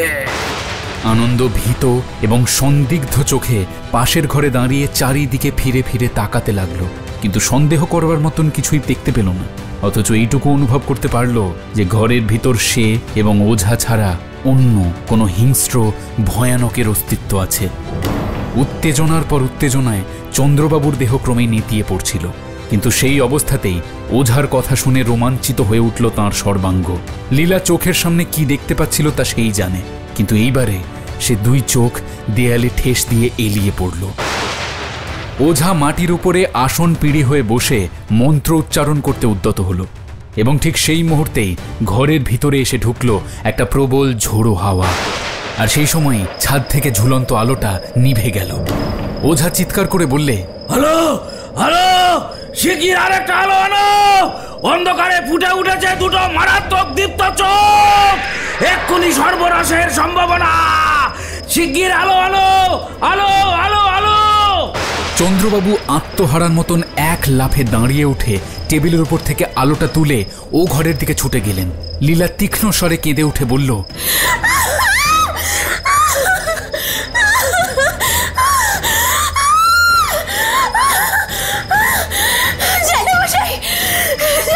যাবেন না, যাবেন না, যাবেন না, আমাকে একলা ফেলে যাবেন না জ্যাঠামশাই, যাবেন না। আমি তোর সামনেই আছি মা, আলোটা ও ঘরে রেখে আবার তোর পাশে এসেই বসবো। বলতে বলতে চন্দ্রবাবু পাশের ঘরে গিয়ে আলোটা মেঝের উপরে বসিয়ে দিয়েই আবার এই ঘরে ফিরে আসবেন। এমন সময় আচম্বিতে মাঝের দরজাটা বন্ধ হয়ে গেল সশব্দে, আর পর মুহূর্তেই লীলার কণ্ঠে জাগল পরিত্রাহী চিৎকারের পর চিৎকার। বাঁচাও, বাঁচাও, বাঁচাও, বাঁচাও আমাকে, সে এসেছে, বাঁচাও, বাঁচাও, বাঁচাও। চন্দ্রবাবু পাগলের মতো মাঝের দরজার উপরে ঝাঁপিয়ে পড়লেন। আনন্দ এবং ওঝাও যোগ দিল তাঁর সঙ্গে। ও ঘরের মধ্যে লীলার বিষম চিৎকার আর ব্যাকুল ক্রন্দন আরো বেড়ে উঠল। কিন্তু তিনজনের সমবেত শক্তিও দরজার পাল্লা দুখানকে এক চুল ফাঁক করতে পারল না। আর তারপরেই একেবারে স্তব্ধ হয়ে গেল লীলার কণ্ঠস্বর। ও ঘরের বারান্দার দিকের একটা দরজা খোলার শব্দ হলো, আর তারপরেই অকস্মাৎ খুলে গেল মাঝের ঘরের বন্ধ দরজাটা। যারা প্রাণপণে দরজা ঠেলছিল তারা সকলেই টাল সামলাতে না পেরে খোলা দরজার ভিতর দিয়ে ও ঘরের মেঝের উপরে পড়ে গেল হুমড়ি খেয়ে। আলো এনে দেখা গেল ঘরের মধ্যে কেউ নেই। আনন্দ বারান্দায় যাওয়ার খোলা দরজা দিয়ে ছুটে গেল বাইরে। সেদিন উঠেছিল প্রতিপদের চাঁদ, চারিদিক ধপধপ করছে। বারান্দার তলাতেই একটি ছোট্ট রাস্তা, তারপরেই একটা পুষ্করিণী এবং তার ভাঙা ঘাট। সেই ভাঙা ঘাটের সামনে পুষ্করিণীর খানিকটা জল ঘুরছিল চক্রের পর চক্র দিয়ে, যেন এই মাত্র সেখানে কোনো ভারী জিনিস পড়েছে কিংবা কেউ ঝাঁপ খেয়ে অতলে তলিয়ে গিয়েছে। তারপর কেটে গিয়েছে 12 বৎসর, অর্থাৎ 1 যুগ। দেবতারা নাকি অমর, তাঁদের কথা বলতে পারি না, কিন্তু মানুষের পৃথিবীতে 1 যুগ বড় অল্পকালের কথা নয়। এ দেখো না, ধরতে গেলে 12 বৎসরের মধ্যেই সমস্ত পৃথিবীতে রক্ত সাগরের ঢেউ খেলার জন্য ধূমকেতুর মতো হিটলারের আবির্ভাব এবং অন্তর্ধান। 12 বৎসর পরে লীলাকে না ভুললেও তার অভাব আনন্দকে আর তেমনভাবে আঘাত দেয় না। চন্দ্রবাবু পরলোকে নিজের সম্পত্তি তিনি দান করে গিয়েছেন আনন্দকেই, এবং আনন্দ এখন একজন ভারত বিখ্যাত চিত্রকর। তার খ্যাতি হয়তো চন্দ্রবাবুর চেয়েও বেশি। সেদিন আনন্দ চিত্রশালায় বসে নিজের মনে কাজ করছে, এমন সময়ে একটি ভদ্রলোক এসে উপস্থিত হয়। আনন্দ মুখ তুলে তাঁর দিকে তাকিয়ে রইল জিজ্ঞাসু চোখে। আগন্তুক বললেন, আমি মোহনপুরের মহারাজা নরেন্দ্রনারায়ণের প্রাইভেট সেক্রেটারি। মোহনপুর স্মৃতি বীণার একটি পুরাতন তার নূতন করে বেজে উঠল অনেকদিন পরে, কিন্তু বাইরে কোনো রকম চাঞ্চল্য প্রকাশ না করে আনন্দ জিজ্ঞাসা করল, আমার কাছে কি দরকার? মহারাজা বাহাদুরের একখানা তৈলচিত্র আঁকবার জন্য আপনি মোহনপুরে যেতে পারবেন। পারিশ্রমিক যা চাইবেন পাবেন। হ্যাঁ, পারবো। কবে যেতে পারেন? আগামী রবিবার। যথা সময়ে আনন্দ মোহনপুরে গিয়ে হাজির হল। বৈঠকখানায় বসেছিলেন মহারাজ বাহাদুর, অতি সদালাপী লোক। তার সঙ্গে কথা বলতে বলতে হঠাৎ আনন্দের দৃষ্টি পড়ল মহেন্দ্র নারায়ণের প্রকাণ্ড তৈলচিত্রের উপরে। মহারাজের কি একটা প্রশ্নের জবাব দিতে দিতে সে একেবারে থেমে গেল। বিস্ফারিত চোখে আড়ষ্ট হয়ে তাকিয়ে রইল ছবিটার দিকে। তার মনে হলো ছবিটার মুখ যেন তাকে দেখেই নির্দয় ব্যঙ্গ ভরা হাসি হাসছে। মহারাজ বিস্মিত হয়ে বললেন, মনে হচ্ছে আমার পিতামহের ছবি দেখে আপনি ভয় পেয়েছেন। কেন বলুন দেখি? আনন্দ তাড়াতাড়ি নিজেকে সামলে নিল। সন্ধ্যের পর বেরিয়ে আনন্দ বাসার দিকে ফিরে আসছে। মোহনপুরে এবং তার আশেপাশে দেখবার কিছুই নেই, বন, মাঠ আর নদী ছাড়া। তখন চাঁদ উঠেছিল, খণ্ড চাঁদ। অন্ধকার একটুখানি পাতলা হয়েছিল বটে, কিন্তু ভালো করে নজর চলে না।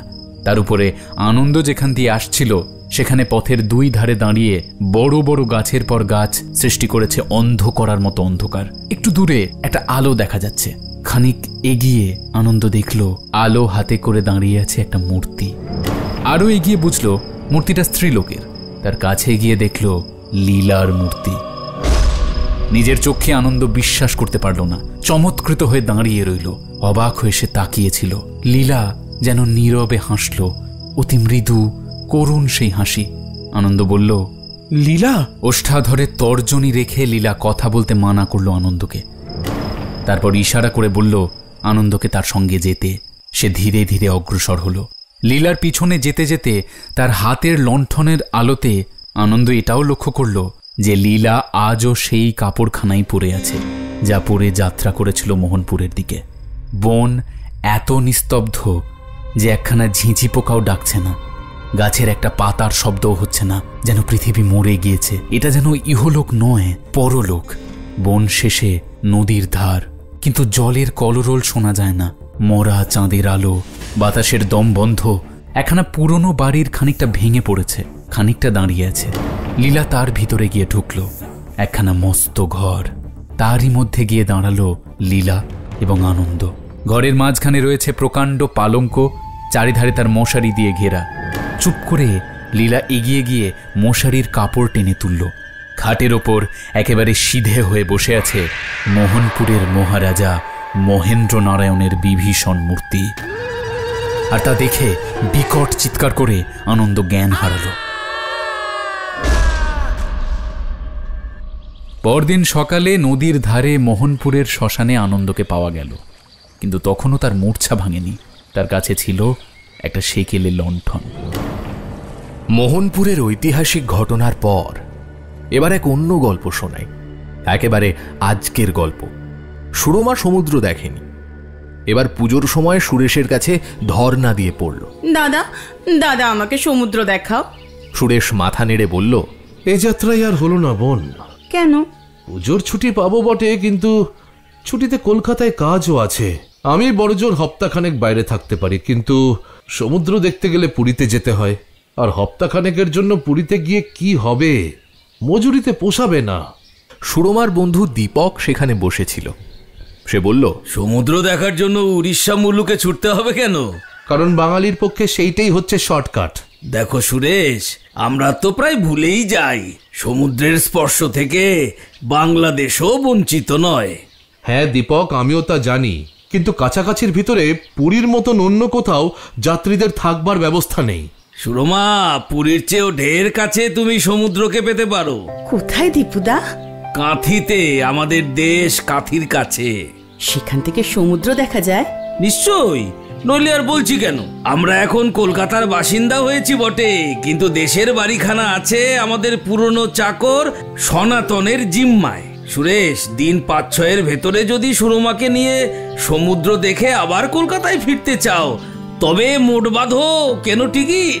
চলো আমাদের দেশ। হ্যাঁ, তোমাদের রাজভোগ দিতে পারবো না বটে, তবে অনাহারেও থাকতে হবে না। কি বলো, রাজি?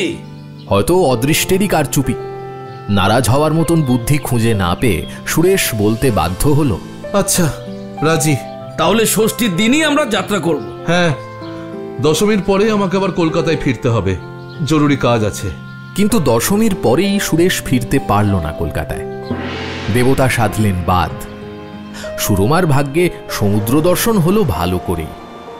সেই অনন্ত নীল সৌন্দর্যের দিকে প্রথমটা সে তাকিয়ে রইল অবাক বিস্ময়ে। তারপর কচি মেয়ের মতন সকৌতুকে হাসতে হাসতে নাচের তালে তালে ছুটোছুটি করে বেড়াতে লাগলো সাগর সৈকতের বালুকা শয্যার উপর দিয়ে। সুরেশ বলল, কলকাতার এত কাছে সমুদ্র, অথচ আমরা জেনেও জানি না। সমুদ্র দেখবার কথা উঠলেই পুরীর কথা মনে হয়। এটা অভ্যাসের দোষ ভায়া। বাংলাদেশের কত জায়গা থেকেই সমুদ্রের নাগাল পাওয়া যায়। সমতট বা দক্ষিণ বাংলার বাসিন্দাদের তো সমুদ্রের ছেলে বললেও অত্যুক্তি হয় না। যুগে যুগে বাঙালি বাংলার সমুদ্র পথ দিয়েই তো যাত্রা করেছে পৃথিবীর দিক বিদিকে। বাংলার প্রথম বন্দর তাম্রলিপ্ত বা তমলুক থেকে খ্রিস্টপূর্ব যুগেও শত শত জাহাজ যাত্রা করত সমুদ্রের ভেতরে। বাংলার বীর ছেলে বিজয় সিংহ আর চীনা পর্যটক ভাইয়ান তমলুক থেকেই সমুদ্র যাত্রা করেছিলেন। আজও সমুদ্রগামী জাহাজে অগুন্তি বাঙালি নাবিক কাজ করে। সমুদ্রের সঙ্গে যে বাঙালির নারীর যোগ আছে। আমার মনে হচ্ছে দাদা, সমুদ্রকে দর্শন করাও যেন মস্ত বড় একটা অ্যাডভেঞ্চার। ও দীপুদা, একখানা নৌকো ভাড়া করো না? কেন? একবার সমুদ্রের বুকে ভাসতে ইচ্ছা করছে। না না, অতটা বাড়াবাড়ি ভালো নয়। সমুদ্র কি পুকুর না খাল? ঢেউয়ের ধাক্কায় দৈব গতিকে নৌকা যদি ডুবে যায় বা বানচাল হয়, তাহলে শখের অ্যাডভেঞ্চারের মজাটা না ভালো করে টের পাবি। যত সব ছেঁদো কথা, অ্যাডভেঞ্চার। তা অ্যাডভেঞ্চারের মজাটা হাড়ে হাড়ে টের পেতে সুরমাকে বেশি দিন অপেক্ষা করতে হলো না। আকাশ ছেয়ে গেল কালো মেঘে। মেঘের পর মেঘ, মেঘের ভেতরে মেঘ। দেখতে দেখতে আরম্ভ হলো বাড়িপাত। ক্রমে বৃষ্টি জোর পড়তে লাগল। দিন গেল, রাত এলো, রাত গেল, দিন এলো, আবার দিনের পর এলো রাত। তবু প্রবল বৃষ্টি ঝরছে অবিশ্রান্ত। ঝুপঝুপ করে ঝাঁপিয়ে পড়ছে জলে আর স্থলে। তার সঙ্গী রূপে জাগ্রত হলো ঝোড়ো হাওয়া। এমন বিস্ময়কর বৃষ্টি সুরমা আর কখনো দেখেনি। বাড়ি থেকে এক পা বেরুবার জো নেই। জানলা দিয়ে বাইরে তাকালে কেবল দেখা যায় বৃষ্টির ধারায় চিকের ভেতর দিয়ে দূরের অস্পষ্ট সমুদ্র এবং দিকে দিকে ঝাপসা বন জঙ্গল। আর শোনা যায় থেকে থেকে পাগলা ঝড়ের হাহাকার। তারপর আচম্বিতে এক ভয়ঙ্কর কোলাহল, তার মধ্যে যেন ডুবে গেল জল স্থল শূন্যের সমস্ত। দীপক, সুরেশ ও সুরমা স্তম্ভিত নেত্রে দেখল সমুদ্র আকাশমুখ হয়ে লক্ষ লক্ষ সফেন তরঙ্গ জাদু বিস্তার করে লাফিয়ে উঠেছে ঊর্ধ্বে, ঊর্ধ্বে, আরো ঊর্ধ্বে। সর্বাঙ্গ তার ক্রুদ্ধ হুঙ্কারময়। এ পৃথিবীর বুকের ওপরে মহাশব্দে ভেঙে পড়ে সেই বিপুল জলরাশি। তারপর দিকে দিকে উঠল অগণ্য মানুষ ও জন্তুর কণ্ঠ থেকে আর্তনাদ, আর্তনাদ আর আর্তনাদ। এ সেই চিরস্মরণীয় বন্যার আরম্ভ, যার কাহিনী শুনে স্তম্ভিত হয়ে গিয়েছিল সারা ভারতবর্ষ। সুরমা অভিভূত কণ্ঠে বলল, মনে হচ্ছে এ যেন প্রলয় পয়োধি জল। এখন আর কাব্য নয় সুরমা, এ হচ্ছে সাক্ষাৎ মৃত্যু স্রোত। সমুদ্রের বন্যা ছুটে আসছে পৃথিবীর মাটিকে গ্রাস করতে। অজস্র ধারায় ঝরছে আকাশ প্রপাত, হা হা করে অট্টালিকা হাসছে দুরন্ত ঝটিকা। তাণ্ডব নৃত্যে ছুটে আসছে বন্যা, বন্যার ভয়াল উত্তাল তরঙ্গ দল। কর্ণভেদী মৃত্যু ক্রন্দন তুলেছে অসংখ্য অসহায় মানব। হুর হুর করে ভেঙে পড়ছে শত শত ঘর বাড়ি আর বনস্পতি, যেন পৃথিবীর অন্তিম কাল উপস্থিত। আমরা বন্যার ইতিহাস লিখতে বসি, যেটুকু ইঙ্গিত দিলাম সেটুকুই যথেষ্ট। বন্যা যখন বিদায় নিল, চারিদিকে দেখা গেল এমন হৃদয় বিদারক দৃশ্য, ভালো করে যা বর্ণনা করতে গেলে ভাষাও বোবা হয়ে যায়। সুতরাং সে অসম্ভব চেষ্টা করব না। এইটুকু বললেই চলবে যে কয়েকদিন ব্যাপী ঝড়, বৃষ্টি, বন্যার পর সূর্যদেব মেঘ সরিয়ে এসে দেখলেন এ অঞ্চলের বাইরে অধিকাংশ ঘর বাড়ি একেবারে বিলুপ্ত কিংবা জলময় হয়েছে, এবং অনেক জায়গায় গ্রাম বা অঞ্চল ডুবিয়ে থই থই করছে অগাধ জলরাশি, এবং তার উপরে দলে দলে ভাসছে গণনাতীত নর, নারী ও অন্যান্য জীবজন্তুর মৃতদেহ। যেদিকে তাকাও দৃষ্টিসীমা জুড়ে এই একই দৃশ্য। দীপকদের এবং অন্যান্য কারোর বাড়ি ছিল উচ্চ ভূমির ওপরে, তাই তারা কোনো ক্রমে আত্মরক্ষা করতে পেরেছে। কিন্তু দীপকদের বাড়িও একেবারে অক্ষত ছিল না। তার পেছন দিকের যে অংশটা ছিল বেশি পুরনো তা অদৃশ্য হয়েছে। উঁচু জমির ওপরে থাকলেও বাড়ির একতলায় ঢুকেছে বেনো জল। সকলে তাই বাস করছে দোতলায়। কারুর একতলায় নামবার কোনো উপায় নেই। কিন্তু তবু তো তাদের বলতে হবে ভাগ্যবান, কারণ জানলা দিয়ে দেখা যাচ্ছে কত লোক বাস করছে মুক্ত আকাশের তলায়, জলমগ্ন ঘরবাড়ির ছাদের ওপরে বা বনস্পতির শাখায় শাখায়। এবং এইভাবে হয়তো উপবাস করেই তাদের যে কতদিন থাকতে হবে তা কেউ জানে না। সুরেশ বলল, দীপক, আমাদের যখন এখানে আসবার জন্য নিমন্ত্রণ করেছিলে তখন কি বলেছিলে মনে আছে? তোমাদের অনাহারে থাকতে হবে না। কিন্তু এখন কি বলতে চাও? আমি সাঁতার জানি না, সুরমাও তাই। বাড়ির নিচে চারিদিকে সমুদ্রের জল বয়ে যাচ্ছে কলকল করে। এই জলরাশি ভেদ করে কবে যে আবার ডাঙা দেখা দেবে তা ভগবান জানেন। এর মধ্যে আমরা জঠর জ্বালা নিবারণ করব কেমন করে? ভয় নেই ভাইয়া, অন্তত দিন 3-4 আমাদের অনাহারের ভয় নেই। কিছু চাল, কিছু ডাল আর কিছু শাকসবজি আমি রক্ষা করতে পেরেছি। কিন্তু দিন 3-4 পরে খুব সম্ভব জল তখন সরে যাবে। ভগবান আমাদের সহায়। এই যে কত শত মানুষ বানের তোরে ভেসে গেল, ভগবান কি তাদের সাহায্য করেছিলেন? ভগবান আমাদের সহায়। ওসব বাঁধা গত ছেড়ে দাও তো। বাধা গত নয় বন্ধু, বাধা গত নয়। ভগবানের ওপর বিশ্বাস কখনো হারিও না। যারা বানের জলে ভেসে গেল নিশ্চয়ই তাদের কাল পূর্ণ হয়েছিল। ভগবান তাই তাদের সাহায্য করেননি। কিন্তু এত বড় দৈব দুর্বিপাকেও আমরা যখন এখনো বেঁচে আছি, তখন আমাদের কাল পূর্ণ হতে দেরি আছে। বেশ, দেখাই যাক। খাবার গেল ফুরিয়ে, কিন্তু বিপদের ওপর বিপদ। জলাভাব। জল যা আছে তা আজকের পক্ষেও অপ্রচুর। মানুষ অনাহারে থাকতে পারে দিন কয়, কিন্তু জলাভাব সহ্য করা অসম্ভব। অথচ চারিদিকে এত জল, মাটির উপরে এখানে এত জল কেউ কোনো দিন দেখেনি। কিন্তু তা হচ্ছে সমুদ্রের লবণাক্ত জল, মাটির জীবের গলা দিয়ে গলে না। দীপক জানলার ফাঁকে মুখ বাড়িয়ে বাইরেটা একবার দেখে নিয়ে বলল, সুরেশ, কোনো দিকে এখনো জ্যান্ত মানুষের সাড়া পাচ্ছি না। আমার বাড়ির চারপাশ থেকে জল এখনো সরে গেছে বটে, কিন্তু খুব সম্ভব গ্রাম এখনো জনহীন। যারা বন্যাকে ফাঁকি দিতে পেরেছে তারা পালিয়েছে প্রাণ নিয়ে, এমন অবস্থায় এখানে হাট বাজারও বসবে না, রেলপথও হয়তো এখনো জলের তলায়, সুতরাং ট্রেনও চলবে না। কলকাতায় যখন যাওয়ার উপায় নেই, তখন আমাদের কি করা উচিত বলো দেখি? তোমার দেশ, তুমিই বলো। নন্দীগ্রামে আমার মামার বাড়ি, এখান থেকে মামার বাড়ি 15 মাইলের কম হবে না।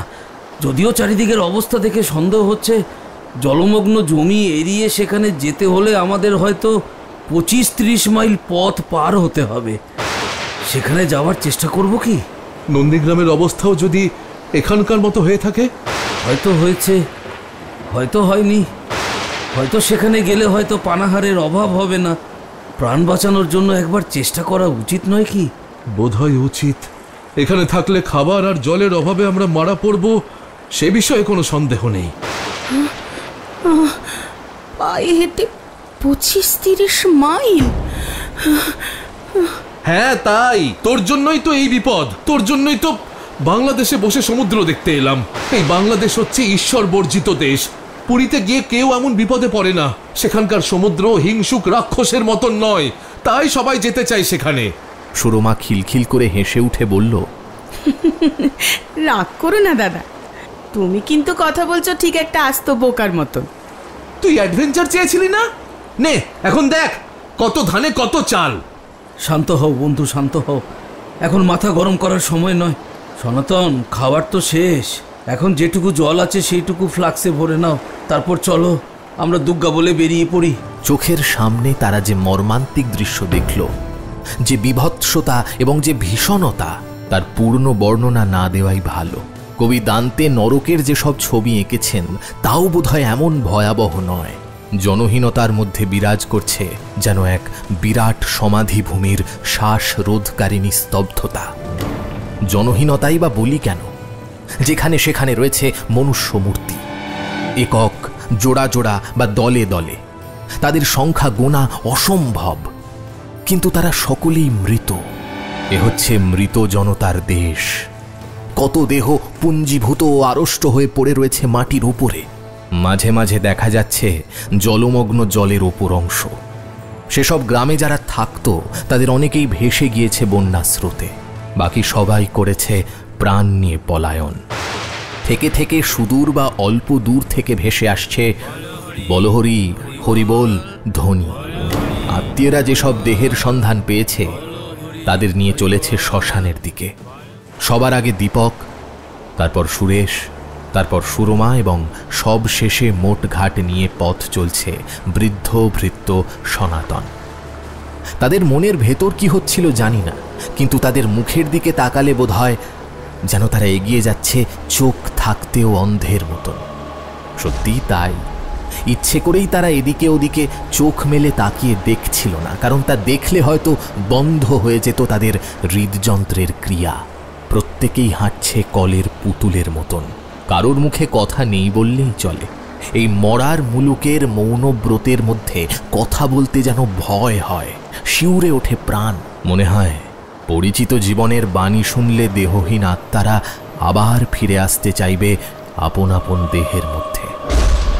পথ ধরে সোজা চলতে পারলে হয়তো তারা সন্ধ্যার আগেই গন্তব্যস্থলে গিয়ে পৌঁছতে পারত, কিন্তু পথ ও মাঠের অধিকাংশই এখনো জলমগ্ন।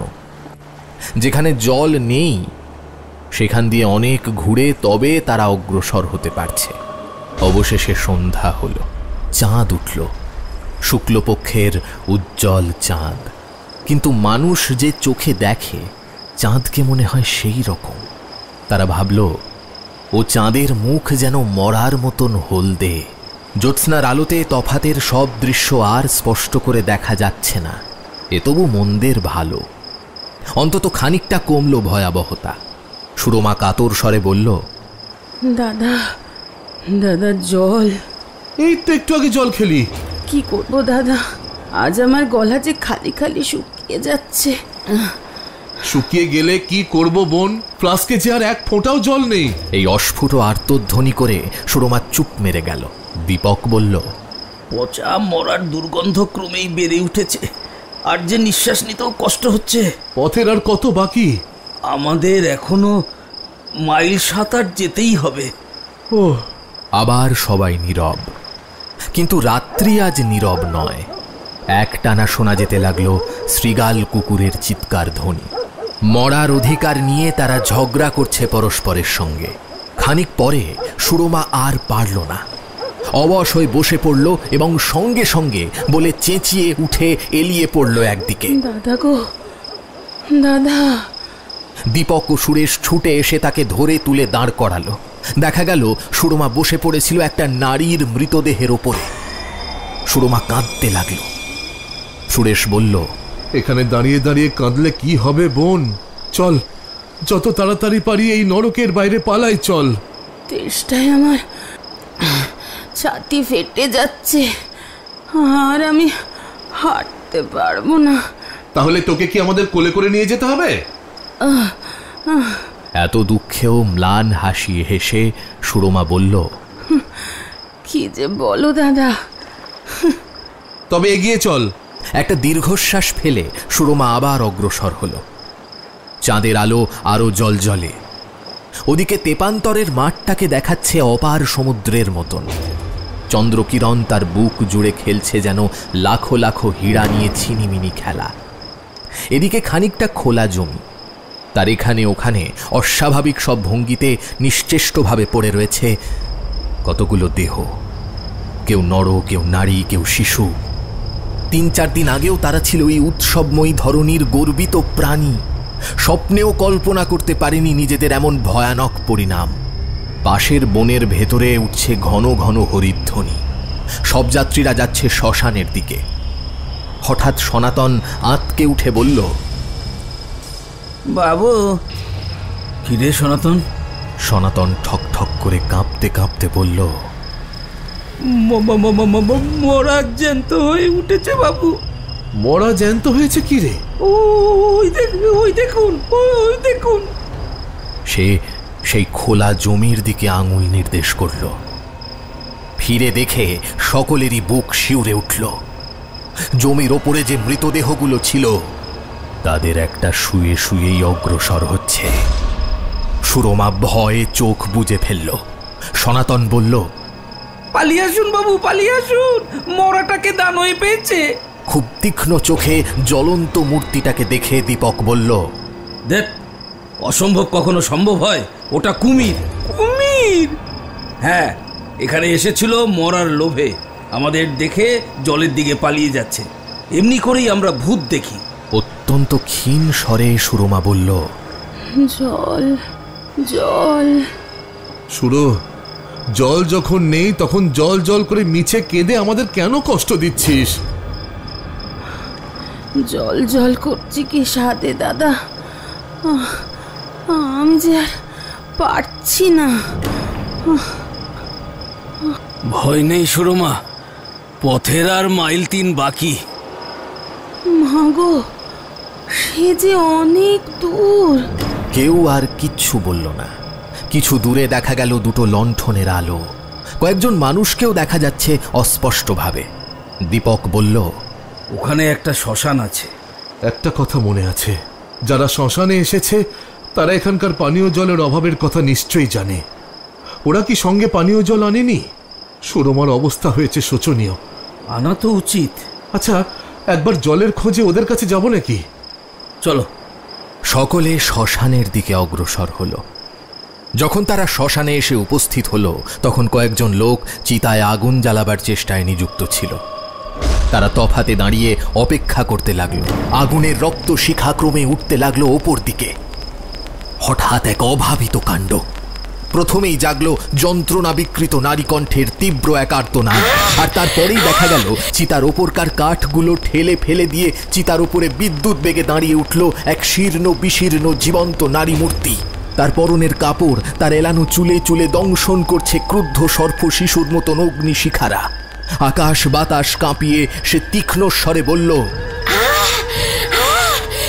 জলে মলম, জলে মলম, পুড়ে মলম, জলে এলাম, জলে এলাম, জলে এলাম, রক্ষা করো, রক্ষা করো, রক্ষা করো, রক্ষা করো। মূর্তি চিতার উপর থেকে লাফিয়ে পড়ল। যারা দাহ করতে এসেছিল তারা ছত্রভঙ্গ হয়ে পালিয়ে গেল প্রাণপণে। সেই ভয়ঙ্করী অগ্নিময়ী মূর্তির চোখ দুটো ঠিকরে পড়ছে। সে দুহাত বিস্তার করে বেগে দৌড়ে আস্তে আস্তে চেঁচিয়ে উঠল,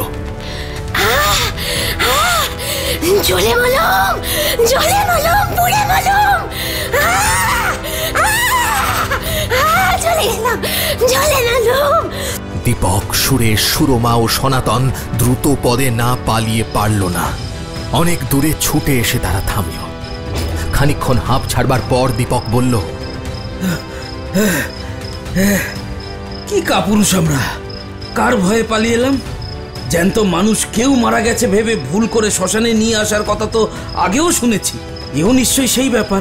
আমারও এখন সেই সন্দেহ হচ্ছে। চলো শ্মশানের দিকে আরেকবার গিয়ে দেখে আসি। সুরমা সভয়ে কেঁদে উঠে বলল, ওরে বাবা, আমি পারবো না, আমি পারবো না। কে তোকে যেতে বলেছে? তুই সনাতনের কাছে বসে থাক। কিন্তু তাদের বিফল হয়ে ফিরে আসতে হলো। সেই অদ্ভুত মূর্তি একেবারেই অদৃশ্য। সনাতন মাথা নেড়ে মত জাহির করল, যে মূর্তি দুনিয়ার নয় তাকে কি আর দুনিয়ায় খুঁজে পাওয়া যায়? এদিকে আরেকটি গল্প বলতে খুব ইচ্ছে করছে। রমেশের মতে, গরম যখন চরম হয়ে ওঠে এবং বিশুদ্ধ বাতাস না পেয়ে প্রাণ পাখি প্রায় খাঁচা ছাড়া হওয়ার জোগাড়, বিকেলে তখন গড়ের মাঠের কার্জন পার্কে গিয়ে হাঁ করে হাঁপ ছাড়াই বাঁচবার পক্ষে সবচেয়ে প্রশস্ত এবং সহজ উপায়। অতএব তারা কয় বন্ধুতে প্রতিদিন এই প্রশস্ত ও সহজ উপায় অবলম্বন করত। সেদিনও তারা কার্জন পার্কে গিয়ে জমা হয়েছিল। রমেশ ঘাসের ওপরে উড়নি বিছিয়ে শুয়েছিল। যোগেশ একটা মৌরির বিড়ি বারবার নিভে যাচ্ছে দেখে ক্রমেই চটে উঠছিল।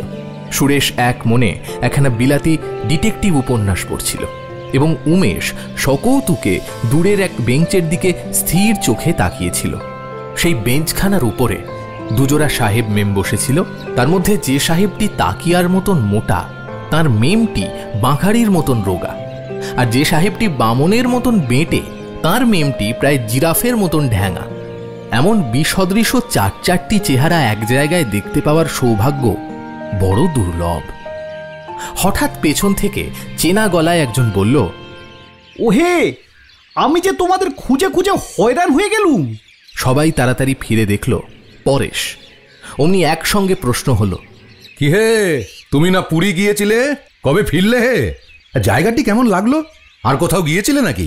পরেশ আগে সকলকার মাঝখানে এসে বসল। তারপর কোঁচানো উড়নিখানা খুলে সাবধানে কোলের ওপর রেখে বলল, ভাই, আমি চতুর্মুখ নই, সুতরাং একসঙ্গে তোমাদের চারটি প্রশ্নের জবাব দেওয়া আমার পক্ষে অসম্ভব। তবে একে একে বলছি, শোনো। হ্যাঁ, আমি পুরী গিয়েছিলাম, আজ সকালে ফিরেছি। জায়গাটা ভালোই লাগলো। দোষের মধ্যে আমাদের কালো রং সেখানকার জল হাওয়ায় ঘোরতর হয়ে ওঠে। পুরী থেকে আমি কোণারকে গিয়েছিলাম। হ্যাঁ, কোণারকে? ও কি, কোণারকের নাম শুনে তুমি এমন চমকে উঠলে কেন? না না, ও কিছু নয়। তুমি যা বলছিলে বলো। সে হবে না, আগে বলো তুমি চমকালে কেন? সে অনেক কথা। তা হোক, বলো। শুনলে তোমরা বিশ্বাস করবে না।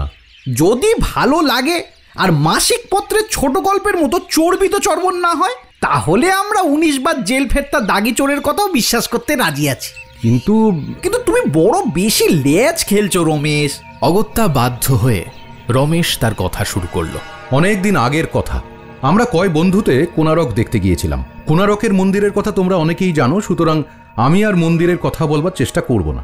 কোণারকের আশেপাশে মাঝে মাঝে 2-4খানি ছোট ছোট গাঁ আছে। এসব গাঁয়ে লোকজন খুব কম। যারা থাকে তারা হচ্ছে চাষাভূষো ও গয়লা শ্রেণীর।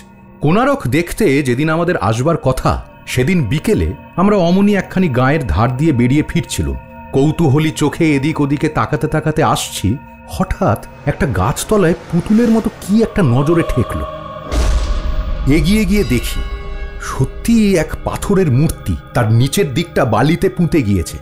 মূর্তিটির রমণীয় গড়ন দেখে মনে হলো কোণারকের সেকেলে শিল্পীদের কেউ এটি গড়েছে। কেননা তেমন রূপে ভরা দেহ, হাসি ভরা মুখ, ভাবে ভরা চোখ যে সে কারিগরের কল্পনায় সম্ভব নয়। উড়িষ্যার প্রাচীন শিল্পের এটি একটি জ্বলন্ত নিদর্শন। এ হেন মূর্তি এখানে অযত্নে পড়ে আছে কেন? দাঁড়িয়ে দাঁড়িয়ে অবাক হয়ে তাই ভাবছি, এমন সময় দেখি অসুছন্তি বজ্রবাসী বলে গান গাইতে গাইতে পাশ দিয়েই একজন গায়ের লোক যাচ্ছে। তাকে ডেকে জিজ্ঞাসা করলুম, আরে এই পুতুলটা এখানে পড়ে আছে? উড়িষ্যা ভাষায় সে যা বললে তার মর্ম এই বুঝলাম যে গায়ের মধুসূদন শ্রীচন্দনের বাড়িতে এই মূর্তিটি আগে ছিল, কিন্তু সে মরে যাওয়ার পর তার ছেলেরা এটাকে এখানে ফেলে দিয়ে গেছে। ফেলে দিয়ে গেছে কেন রে? অত্যন্ত কুণ্ঠিতভাবে লোকটি বলল, কেন যে সে তা জানে না।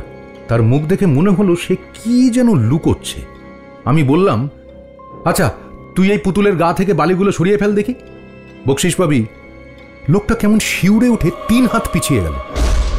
তারপর দংশনোদ্যত সাপের দিকে লোকে যেমন করে তাকায় তেমনি ভীরু চোখে মূর্তির দিকে তাকিয়ে বলল সে পারবে না। খামোখা লোকটা আঁতকে উঠল কেন? মূর্তিটির দিকে তার পাষাণ নয়ন তুলে সে যেন করুণ হাসি হাসছে। নিজের নীরব ভাষায় যেন বলছে, আমাকে উদ্ধার করো, এই আসন্ন সমাধি থেকে আমাকে উদ্ধার করো। লোভে আমার মনটা ভরে গেল। অপূর্ব শিল্পের এই উজ্জ্বল রত্নটিকে যদি কলকাতায় নিয়ে যেতে পারি তাহলে আমার বাড়ি আলো হয়ে উঠবে। ফিরে দেখি পেছনে সে লোকটা আর নেই। হনহন করে তাড়াতাড়ি সে গায়ের দিকে চলে যাচ্ছে। বন্ধুরাও আমাকে ফেলে অনেক দূরে এগিয়ে গেছেন। চেঁচিয়ে ডাকতে সবাই ফিরে এলেন। সকলে মিলে বালি সরিয়ে মূর্তিটাকে আবার টেনে তুললাম। সেটি একটি নর্তকীর নগ্ন মূর্তি। এতক্ষণ তার আধখানা বালির ভিতরে ঢাকা ছিল বলে তার অপরূপ রূপ ভালো করে বুঝতে পারিনি। এখন তার সবটা দেখতে পেয়ে আমাদের চোখে যেন তাক লেগে গেল। কি সুন্দর তার দাঁড়াবার ভঙ্গি, কি অপূর্ব তার হাত পায়ের শ্রীচাঁদ। আর পাথরের মূর্তি যে এতটা জীবন্ত হতে পারে আমি তা জানতাম না। মনে হলো শিল্পী আর একটু চেষ্টা করলেই এর মৌনব্রত ভঙ্গ হয়ে যেত। ভেবেছিলাম মূর্তিটাকে এখান থেকে সরিয়ে নিয়ে যেতে গেলে গায়ের লোকে নিশ্চয়ই উড়িয়া ভাষায় যৎপরনাস্তি রুদ্ররস প্রকাশ করবে, কিন্তু আশ্চর্য এই যে কেউ টু শব্দটি পর্যন্ত করল না। সন্ধ্যার পর আমরা কোনারকের কালো দেউলের কালো ছায়ার ভিতর থেকে বেরিয়ে সীমাহীন বালুকা সাগরের তীরে এসে দাঁড়ালাম। আমরা 4খানা গরুর গাড়ি ভাড়া করেছিলাম। অন্য 3খানা গাড়িতে 2জন করে লোক উঠল, কিন্তু আমার গাড়িতে সেই মূর্তিটি ছিল বলে আমি ছাড়া আর কারোর জায়গা হলো না। অস্পষ্ট চন্দ্রালোকে ঘুমন্ত সেই অনন্ত বালু প্রান্তরকে চাকার শব্দে জাগ্রত করে গরুর গাড়িগুলো ঢিমিয়ে ঢিমিয়ে চলতে লাগলো। উপরে আকাশ, নিচে সেই ধু ধু মরুভূমি, চারিদিকে আর কিচ্ছু নেই, না গ্রাম, না মানুষ, না গাছপালা। সারা দিন ধ্বংসস্তূপের মধ্যে ঘুরে ঘুরে দেহ মন যেমন এলিয়ে পড়েছিল, আস্তে আস্তে গাড়ির ভিতরে দেহটাকে ছেড়ে দিলাম। আর আমার পাশেই নর্তকীর সেই পাষাণ মূর্তিটি স্তব্ধ মৃতদেহের মতো আড়ষ্ট হয়ে পড়ে রইল। ঘুমিয়ে ঘুমিয়ে এক অদ্ভুত স্বপ্ন দেখলাম। সেই পাষাণী নর্তকী যেন প্রাণ পেয়ে জ্যান্ত হয়ে উঠেছে। টানা টানা বিদ্যুৎ ভরা চোখ তুলে আমাকে দেখতে পেয়ে কুন্দদন্তে অধর চেপে ফিক করে হেসে ফেললে। তারপর সামনের দিকে ধীরে ধীরে 2 হাত বাড়িয়ে দিলে আমাকে ধরবার জন্যে। সেই জীবন্ত পাষাণীর স্পর্শ থেকে তাড়াতাড়ি যেন সরে আসতে যাব, অমনি চট করে ঘুম ভেঙে গেল। চোখ কচলে উঠে বসে দেখি পাথরের মূর্তিটা গাড়ির ভিতরে পাতলা অন্ধকারের আবছায়ার মতো দেখা যাচ্ছে। হঠাৎ দেখলে মনে হয় সে মূর্তি যেন এক ঘুমন্ত মানুষের। বাইরে মরার মতন হলদে একখানা চাঁদ এক রাশ এলোমেলো কালো মেঘের উপরে স্তম্ভিত হয়ে আছে। গভীর রাত্রি, অত্যন্ত স্তব্ধ। কেবল খুব দূর থেকে চিরজাগ্রত সমুদ্রের অশ্রান্ত হাহাকার বাতাসের ঠান্ডা দীর্ঘ নিঃশ্বাসের সঙ্গে ভেসে ভেসে আসছে। হঠাৎ আমার কানে একটা শব্দ গেল। গাড়ির ভিতরে কে ফুঁস করে একটা নিঃশ্বাস ফেলল। প্রথমে ভাবলাম আমার ভ্রম, কিন্তু তারপর ভালো করে শুনে বুঝলাম না, ভ্রম নয়, ভিতর থেকে নিশ্চয়ই কারোর নিঃশ্বাস শোনা যাচ্ছে। গাড়োয়ান ছোকরাটা তখন নেমে গাড়ির আগে আগে হেঁটে চলছিল। প্রতিমূর্তিটার দিকে তাকিয়ে দেখলাম সে তেমনই স্থিরভাবে পড়ে আছে। ঝাঁ করে মনে হলো কোনারকের সেই গেঁয়ো লোকটার রহস্যপূর্ণ আচরণ। বকশিসের লোভেও সে এই মূর্তিটার গায়ে হাত দিতে রাজি হয়নি। এই মূর্তিটাকে নিয়ে কিছু গোলমাল আছে নাকি? নইলে দেখতে যাকে এত সুশ্রী তাকে গাছতলায় অমন করে ফেলে দেওয়া হয়েছিল কেন? নিঃশ্বাস তখন উঠছে পড়ছে। শুধু তাই নয়, গাড়ির ভিতরে বিছানার তলায় খড় বিছানো ছিল, সে খড়গুলো হঠাৎ খড়খড় করে উঠল। কে যেন এপাশ থেকে ওপাশ ফিরে শুলো। আমি ভূত মানি না, কিন্তু তবু কেন জানি না আমার বুকের কাছটা কেমন ছ্যাঁত ছ্যাঁত করে উঠল। গাড়ির ভিতর পানে চাইতে আমার ভরসা হলো না। খালি মনে হতে লাগলো যেন কার দুটো পাথুরে চোখের থমথমে চাহনি ধারালো ছুরির ফলার মতন ক্রমাগত আমার পিঠের উপরে এসে বিঁধছে। শেষটা এমনই অস্বস্তি বোধ হতে লাগলো যে আমি আর কিছুতেই সেখানে তিষ্ঠতে পারলাম না। এক লাফে সে গাড়ি থেকে নেমে পড়ে অন্য এক গাড়িতে গিয়ে উঠলাম। সেখানে আমার দুই বন্ধু শুয়ে ঘুমোচ্ছিলেন। গুঁতোগুতি করে কোনো গতিকে বাকি রাতটা কাটিয়ে দিলাম। ভোর হলো, প্রান্তর তখনও শেষ হয়নি। নিজের গাড়িতেই ফিরে আসতে দেখি আমার বিছানার উপরে একটা কুকুরছানা কুণ্ডলি পাকিয়ে দিব্যি আরামে শুয়ে নিদ্রাসুখ উপভোগ করছে। কান ধরে সেটাকে তুলে বাইরে ফেলে দিলাম। ছানাটা কেউ কেউ করে উঠতেই গাড়োয়ান ছোড়া ছুটে এলো।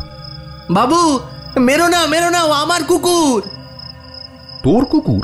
হ্যাঁ বাবু, ওর মা মরে গেছে, তাই ও আমার সঙ্গে সঙ্গে গাড়িতেই থাকে। বুঝলাম গেল রাত্রে গাড়িতে কার নিঃশ্বাস শুনেছিলাম, কিন্তু তবু কলকাতায় এসে নর্তকীর সেই প্রতিমূর্তিটাকে আমার বাইরের ঘরের একটি ছোট টেবিলের উপরে দাঁড় করিয়ে দিলাম। আমার স্ত্রী তাকে দেখবার জন্য একদিন বাইরের ঘরে নেমে এলেন। অনেকক্ষণ ধরে খুঁটিয়ে খুঁটিয়ে ভঙ্গি ভরে ব্যঙ্গ করে তার দিকে চেয়ে বললে, কালামুখী দাঁড়াবার ঢং দেখ না, দি ঠাস করে একটা গালে চাপড়। রমা মূর্তির গালে কৌতুকে একটা চড় বসিয়ে দিলে, কিন্তু সঙ্গে সঙ্গেই সে আর্তনাদ করে দুপা পিছিয়ে গেল। ও বাবা গো! আমি অবাক হয়ে দেখলাম তার মুখ একেবারে পাঙাশ হয়ে গেছে। কি হলো রমা, অমন করে উঠলে কেন? আমার হাতেও কামড়ে দিয়েছে। হ্যাঁ বাবা। কামড়ে দিয়েছে? খেপে গেলে নাকি? ওকে চোর মারতি, ও যেন আমাকে কটাস করে কামড়ে দিলে। বিশ্বাস হচ্ছে না? এই দেখো হাত দিয়ে আমার রক্ত পড়ছে। তাই তো, রমার হাত দিয়ে সত্যিই রক্ত গড়াচ্ছে যে। হতভম্বের মতো মূর্তির দিকে চাইলাম, কিন্তু তখনই বুঝতে পারলাম আসল ব্যাপারটা কি।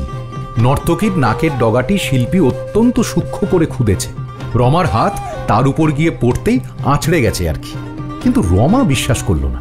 আমার মুখে সে আগেই শুনেছিল এ মূর্তিকে আমি কি করে কেমন অবস্থায় পেয়েছিলাম। সে বলল, একে যখন লোকে ফেলে দিয়ে গিয়েছিল তখন এই আপদকে ঘাড়ে করে বয়ে তোমার বাড়িতে আনবার কি দরকার ছিল? স্ত্রীলোকের কি কুসংস্কার। আমি হেসে বললাম, যাও যাও, আর পাগলামি করতে হবে না, হাতে জল দাও গে, যাও। ভয়ে ভয়ে নর্তকীর দিকে তাকাতে তাকাতে রমা ঘর থেকে নীরবে বেরিয়ে গেল। আমিও কিন্তু কেমন ভ্যাবাচাকা খেয়ে নর্তকীর দিকে চেয়ে রইলাম। রূপের গরবে ভরা হাসি মুখে আমার দিকে দুখানি নিটোল বাহু বাড়িয়ে দাঁড়িয়ে আছে, যেন কার অভিশাপেই সে আজ নিশ্চল পাষাণে পরিণত হয়ে নিস্তব্ধ। নইলে ওই মুখের কলহাস্য রোলে এবং ওই চরণের রুনুঝুনু নুপুর নিক্ষণে এখনই আমার ঘর পরিপূর্ণ হয়ে উঠত। বিনোদকে তোমরা সকলেই জানো বোধহয়। এখন তার যে ভয়ানক দশা হয়েছে তার জন্য দায়ী কে জানো? নর্তকীর ওই প্রতিমূর্তিটা। বিনোদ যদি ওই নর্তকীর প্রতিমা না দেখত তাহলে ভালো আঁকিয়ে বলে দেশ বিদেশে আজ তার নাম ছড়িয়ে পড়ত। সে একজন মানুষের মতো মানুষ হয়ে উঠত। বিনোদের শোচনীয় পরিণাম তোমাদের কারুর অজ্ঞাত নেই, কিন্তু তার আসল কারণ খালি আমিই জানি। বিনোদ কলকাতায় থাকতো না। কলকাতায় যখন আসতো তখন আমার বাড়িতেই এসে উঠত। আমি ছিলাম তার সবচেয়ে বড় বন্ধু। সেবারে কলকাতায় এসে দেবদাসীর এই মূর্তিটা দেখে সে আনন্দে একেবারে বিভোর হয়ে পড়ল। উচ্ছ্বসিত স্বরে বলল, রমেশ, এই যে অমূল্য রত্ন! বন্ধু, তুমি লাখ টাকা পেলেও আমি আজ এত খুশি হতুম না। বিনোদ কাছে দূরে আশপাশ সম্মুখ পিছন নানা রকমে ঘুরে ফিরে প্রতিমূর্তিটা দেখল। তারপর তার গায়ের ওপর নিজের হাত রেখে আবার বলল, এ সেই অতীতের বিশ্বকর্মার গভীর সাধনার ফল। এ যুগের সাধ্য কি এমন প্রতিমা গড়তে পারে? দেখো, এই পাষাণ দেহে কি অপূর্ব সুষমা, হাত পায়ের কি বিচিত্র ভঙ্গিমা। আমি যদি সম্রাট হতুম আর এ যদি মানুষ হতো, এর একটি চাহনির জন্য আমি সাম্রাজ্য বিকিয়ে দিতুম। হায় রে, এ হচ্ছে পাষাণী। একে ভালোবাসলেও প্রতিদানে আমি কিছুই পাবো না। তবু দেখো, এই পাষাণও শিল্পীর হাতের মায়া স্পর্শ পেয়েছে বলে মনে হচ্ছে। যেন যেন এই কঠিন পাথরের আড়ালে আড়ালে প্রাণের লুকোনো ধারা চুপি চুপি বয়ে যাচ্ছে। হাত দিলে যেন হাতে তার উত্তাপ পাওয়া যায়। এই বলে বিনোদ সেই প্রতিমার গায়ে হাত দিল, কিন্তু পর মুহূর্তেই বিদ্যুতের হাতের মতন হাতখানা গুটিয়ে নিয়ে হতভম্বের মতো দাঁড়িয়ে রইল। কি আচমকা তার এই ভাবান্তর দেখে আমি আশ্চর্য হয়ে বললাম, কি হে, কি ব্যাপার? বিনোদের মুখে কথা বেরোলো না। তারপর একবার সেই মূর্তির দিকে আর একবার আমার দিকে ফেল ফেলে চোখে চেয়ে আমতামতা করে বলল, এ কি সত্যি? কি সত্যি হে? রমেশ, এই মূর্তিটার গায়ে যেই হাত রাখলাম অমনি আমার কি মনে হলো জানো? মনে হলো ওর দেহের ভিতরে হৃৎপিণ্ডটা দুপদুপিয়ে নেচে উঠল। আমি উচ্চস্বরে হেসে বললাম, মূর্তিটা দেখে তোমার এত আনন্দ হয়েছে যে তুমি একেবারে বাহ্যজ্ঞান হারিয়ে বসে আছো? আরে তারপর থেমে একটা দীর্ঘশ্বাস ফেলে আবার বলল, হ্যাঁ, পাষাণকে কি বাঁচানো যায়? তা যদি পারতাম তাহলে আমরা শিল্পীরা আজ শত শত নিখুঁত আদর্শ মানুষ গড়ে সমস্ত সংসারকে সুন্দর করে তুলতে পারতাম। আমার একটা বদ অভ্যেস আছে, রাত অন্তত 1:30-2 না বাজলে আমার সহজে ঘুম হয় না। প্রথম রাতটা আমি বই পড়েই কাটিয়ে দিই। সেই রাত্রে যখন পড়া সাঙ্গ করে উঠলাম, ঘড়িতে তখন 2:10 আলো নিভিয়ে শুতে যাচ্ছি, এমন সময় বারান্দায় কার পায়ের শব্দ পেলাম। এত রাতে কে জেগে? একটু আশ্চর্য হয়ে জানলা দিয়ে মুখ বাড়িয়ে দেখি বিনোদ বারান্দার এদিক থেকে ওদিক পর্যন্ত সে অস্থিরভাবে বেরিয়ে বেড়াচ্ছিল। সে রাত্রে গরমটা পড়েছিল কিছু অতিরিক্ত, ভাবলাম গরমে বোধহয় তার ঘুম ভেঙে গেছে, তাই সে বাইরে বাতাস পাবার জন্য বেরিয়ে এসেছে। এই ঠিক করে তাকে আর না ডেকেই আমি শুয়ে পড়লাম। পরদিন সকালবেলায় বিনোদের সঙ্গে যখন দেখা হলো, বললাম, কি হে, কাল ভালো করে ঘুম হয়নি বুঝি? সে বিস্মিত স্বরে বলল, হ্যাঁ, তুমি জানলে কি করে? কাল রাত 2টোর সময় তুমি যখন বারান্দায় এসেছিলে আমি তখন জেগেছিলাম। বিনোদ আমার কাছে সরে এসে খুব মৃদু স্বরে বলল, হ্যাঁ, যেন কাল এক আশ্চর্য স্বপ্ন দেখেছি। কিরকম? আসলে ওই নর্তকীর মূর্তিটার একটা নকল তুলতে তুলতে আমি ঘুমিয়ে পড়েছিলাম। তো ঘুমিয়ে ঘুমিয়ে কি স্বপ্ন দেখলাম জানো? দেখলাম ওই প্রতিমাটা যেন হঠাৎ জীবন্ত হয়ে উঠল, যদিও তার দেহ যেমন ছিল তেমনই পাথরেরই রইল। এক পা করে আমার কাছে এগিয়ে এসে হাসতে হাসতে সে বলল,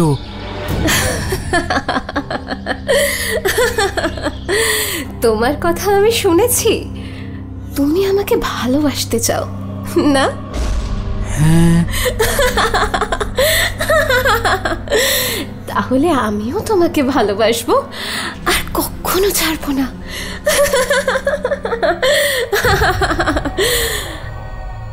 এই বলে সে আমাকে প্রাণপণে আলিঙ্গন করলো, আর সেই শক্ত পাথরের হাতের চাপে আমার দম যেন আটকে আসতে লাগলো। আমি জোর করে যেমনি তার হাত ছাড়াতে যাব, অমনি আমার ঘুমটা ভেঙে গেল। তারপর কিছুতেই আর ঘুম আসে না। সেই বিদঘুটে স্বপ্নের কথা কোনো মতেই আর ভুলতেও পারলাম না। সেটাকে নিয়ে ভাবতে ভাবতে মাথাটা এমন গরম হয়ে উঠল যে শেষটা ঘর থেকে বেরিয়ে এলাম। কাল সারা রাত ওই অনিদ্রাতেই কেটেছে। কোণারকের প্রান্তরে আমি যে স্বপ্ন দেখেছিলাম সেটাও অনেকটা এই ধরনের। আমার বুক কি এক বিপদ ভয় গুড়গুড় করে উঠল। তবে কি সত্যি সত্যি এই মূর্তিটার ভিতরে অস্বাভাবিক কিছু আছে? একটু উত্তেজিত স্বরে বললাম, বিনোদ, তুমি ও ঘরে আর শুও না। আমার স্বরে চমকে উঠে বিনোদ বলল, হ্যাঁ, কেন বলো দেখি? আমি নিজেকে সামলে নিয়ে বললাম, তুমিও মূর্তিটার কথা বড় বেশি ভাবছো, হয়তো আজও তুমি ওকে আবার স্বপ্নে দেখবে। বিনোদ হাসতে হাসতে বলল, দেখলামই বা, তাতে হয়েছে কি? স্বপ্ন তো আর সত্যি নয়। তাকে আমি আর কখনো হাসতে দেখিনি। সেই হাসি তার শেষ হাসি। তারপর সেই ভয়ঙ্কর রাত্রি, যে রাত্রির কথা আমি জীবনে কখনো ভুলব না। সে রাত্রেও আমি টেবিলের সামনে বসে একখানা বই পড়ছিলাম। রাত তখন 1টার কাছাকাছি। চারিদিকে স্তব্ধতা যেন থমথম করছে, কোথাও কিচ্ছু নেই। হঠাৎ একটা ভারী জিনিস পড়ার শব্দ হলো, সঙ্গে সঙ্গে ভয়ানক আর্তনাদ। সে কি চিৎকার! চারিদিকের গভীর নীরবতার মধ্যে সে আর্তনাদ যেন আকুলভাবে ঝাঁপ দিয়ে কোথাও থই না পেয়ে কাঁপতে কাঁপতে ডুবে গেল। এক লাফে আমি দাঁড়িয়ে উঠলাম। আমার স্ত্রীও ধর্মড়িয়ে জেগে বিছানায় উঠে বসে সভয়ে বলল, কি গো, ও কি? হ্যাঁ, ওটা কি? আবার আর্তনাদ। এবার তত জোরে নয়, কিন্তু অত্যন্ত যন্ত্রণা ভরা। এই যে বিনোদের স্বর, আমি আর দাঁড়ালাম না, ঝড়ের মতো বেরিয়ে বাইরের ঘরের দিকে ছুটে গেলাম। বাইরের ঘরের দরজা ঠেলতেই দড়াম করে খুলে গেল। ভিতরে ঘুটঘুট করছে অন্ধকার। মনে হলো সে অন্ধকার হাঁ করে আমাকে গিলতে আসছে। শুনলাম সেই অন্ধকারের মধ্যে থেকে অতি কষ্টে গেঁতিয়ে গেঁতিয়ে বিনোদ বলছে, ছাড় ছাড়, ওরে পিশাচি, ছেড়ে দে, ছেড়ে দে। আর কথা বেরোলো না। কেউ যেন তাকে এত জোরে চেপে ধরল যে তার স্বর একেবারে বন্ধ হয়ে গেল। তোমরা বুঝবে না সে যে কি এক মহা ভয়ে আমার সর্বাঙ্গ নেতিয়ে পড়ল। পারলে আমি তখন ছুটে পালাতাম, কিন্তু সে শক্তিও আমার ছিল না। ঠক ঠক করে কাঁপতে কাঁপতে মাটির ওপরে আমি দুহাত ভর দিয়ে বসে পড়লাম। অন্ধকার ঘরের ভিতরে কেমন একটা অস্পষ্ট ছটপটানি শব্দ হতে লাগলো। কেউ যেন কারুর সঙ্গে বোঝাবুঝি করছে, কিন্তু প্রাণপণ চেষ্টাতেও মুক্তি লাভ করতে পারছে না। ক্রমে ক্রমে সেই ছটপটানি শব্দটা থেমে এলো। তারপর সব চুপচাপ। আর একটু তেমনভাবে থাকলেই আমি নিশ্চয়ই অজ্ঞান হয়ে যেতাম। কিন্তু বাড়ির যে যেখানে ছিল সবাই জেগে উঠে হইচই করতে করতে সে ঘরে ছুটে এলো। আলো দেখে আমার আচ্ছন্ন ভাবটা ধীরে ধীরে কেটে গেল। আড়ষ্ট চোখে দেখলাম নর্তকীর সেই প্রতিমূর্তিটা টেবিলের উপর থেকে মাটিতে উপুর হয়ে শটান পড়ে আছে, আর তারই তলায় বিনোদের মৃতদেহ নিথর নিস্পন্দ হয়ে রয়েছে। সবাই মিলে ধরাধরি করে পাথরের সেই ভারী মূর্তিটা বিনোদের ওপর থেকে তুলে ফেললাম। বিনোদের বুকে হাত দিয়ে দেখলাম সে বেঁচে আছে। তখনই ডাক্তার ডেকে আনা হলো। সেই মূর্তির চাপে বিনোদের দেহ আষ্ঠে পৃষ্ঠে থেঁতলে গিয়েছিল। অনেক কষ্টে সে প্রাণে বাঁচল বটে, কিন্তু তার মাথা একেবারে খারাপ হয়ে গেল। এখন তার কাছে গেলে সে ক্রমাগত বলতে থাকে, পাষাণের স্পর্শে বুক তার পাষাণ হয়ে গেছে। রমেশ চুপ করল। খানিকক্ষণ শ্রোতারা কেউ কোনো কথা বলল না। তারপর যোগেশ নিজের নিবন্ত বিড়িতে খুব জোরে একটা টান মেরে বলল, সে লক্ষ্মী ছাড়া মূর্তিটার কি হলো? তাকে ভেঙে গুঁড়ো করে ফেলে দিয়েছি। সেটা নিশ্চয়ই ভৌতিক মূর্তি, নইলে... না, আমি ভূত মানি না। তাহলে বিনোদের অমন দশা হলো কেন? মূর্তিটা বোধহয় কোনো গতিকে তার ঘাড়ের উপর পড়ে গিয়েছিল। এর মধ্যে ভৌতিক কি আছে? তবে সেটাকে ভাঙলে কেন? তারই জন্যে আমার বন্ধুর অমন অবস্থা হলো। সেই রাগে। কিন্তু মূর্তিটাকে ভাঙবার সময়ও আর এক কাণ্ড ঘটে। চাকররা যখন হাতুড়ি দিয়ে সে মূর্তিটার উপরে ঘা মারছিল, তখন হঠাৎ তার গা থেকে একখানা ভাঙা পাথর ঠিকরে একটা চাকরের কপালে গিয়ে এমনি জোরে লাগে যে সে তখনই অজ্ঞান হয়ে ঘুরে পড়ে যায়। যোগেশ কপালে চোখ তুলে বলল, কি ভয়ানক! তবু তুমি বলতে চাও এটা ভৌতিক ব্যাপার নয়? রমেশ উঠে দাঁড়িয়ে বলল, না, আমি ভূত মানি না। অ্যানিম্যাট্রিক্স প্রাইম স্টোরিজে আপনারা এতক্ষণ শুনছিলেন হেমেন্দ্র কুমার রায়ের কাহিনী মোহনপুরের শ্মশান। গল্প পাঠে ছিলাম আমি, সায়ন্তন। বিভিন্ন চরিত্রে অভিনয় করলেন কৌশিক গাঙ্গুলি, অর্ক গোস্বামী, রামস্বরূপ গাঙ্গুলি, সুফল চক্রবর্তী, আকাশ পাত্র, সুকন্যা বোস, অর্পিতা দাস, বর্ণালী দেববর্মন ও মনীষ ঘোষ। নিবেদনে অ্যানিম্যাট্রিক্স প্রাইম স্টোরিজ। প্রযোজনা অ্যানিম্যাট্রিক্স মাল্টিমিডিয়া। আমাদের গল্পগুলো যদি আপনাদের ভালো লেগে থাকে, আমাদের চ্যানেলটি সাবস্ক্রাইব করে বেল আইকনে ক্লিক করতে ভুলবেন না কিন্তু। এমন সব গল্প শুনতে হলে সাবস্ক্রাইব করুন অ্যানিম্যাট্রিক্স প্রাইম স্টোরিজ।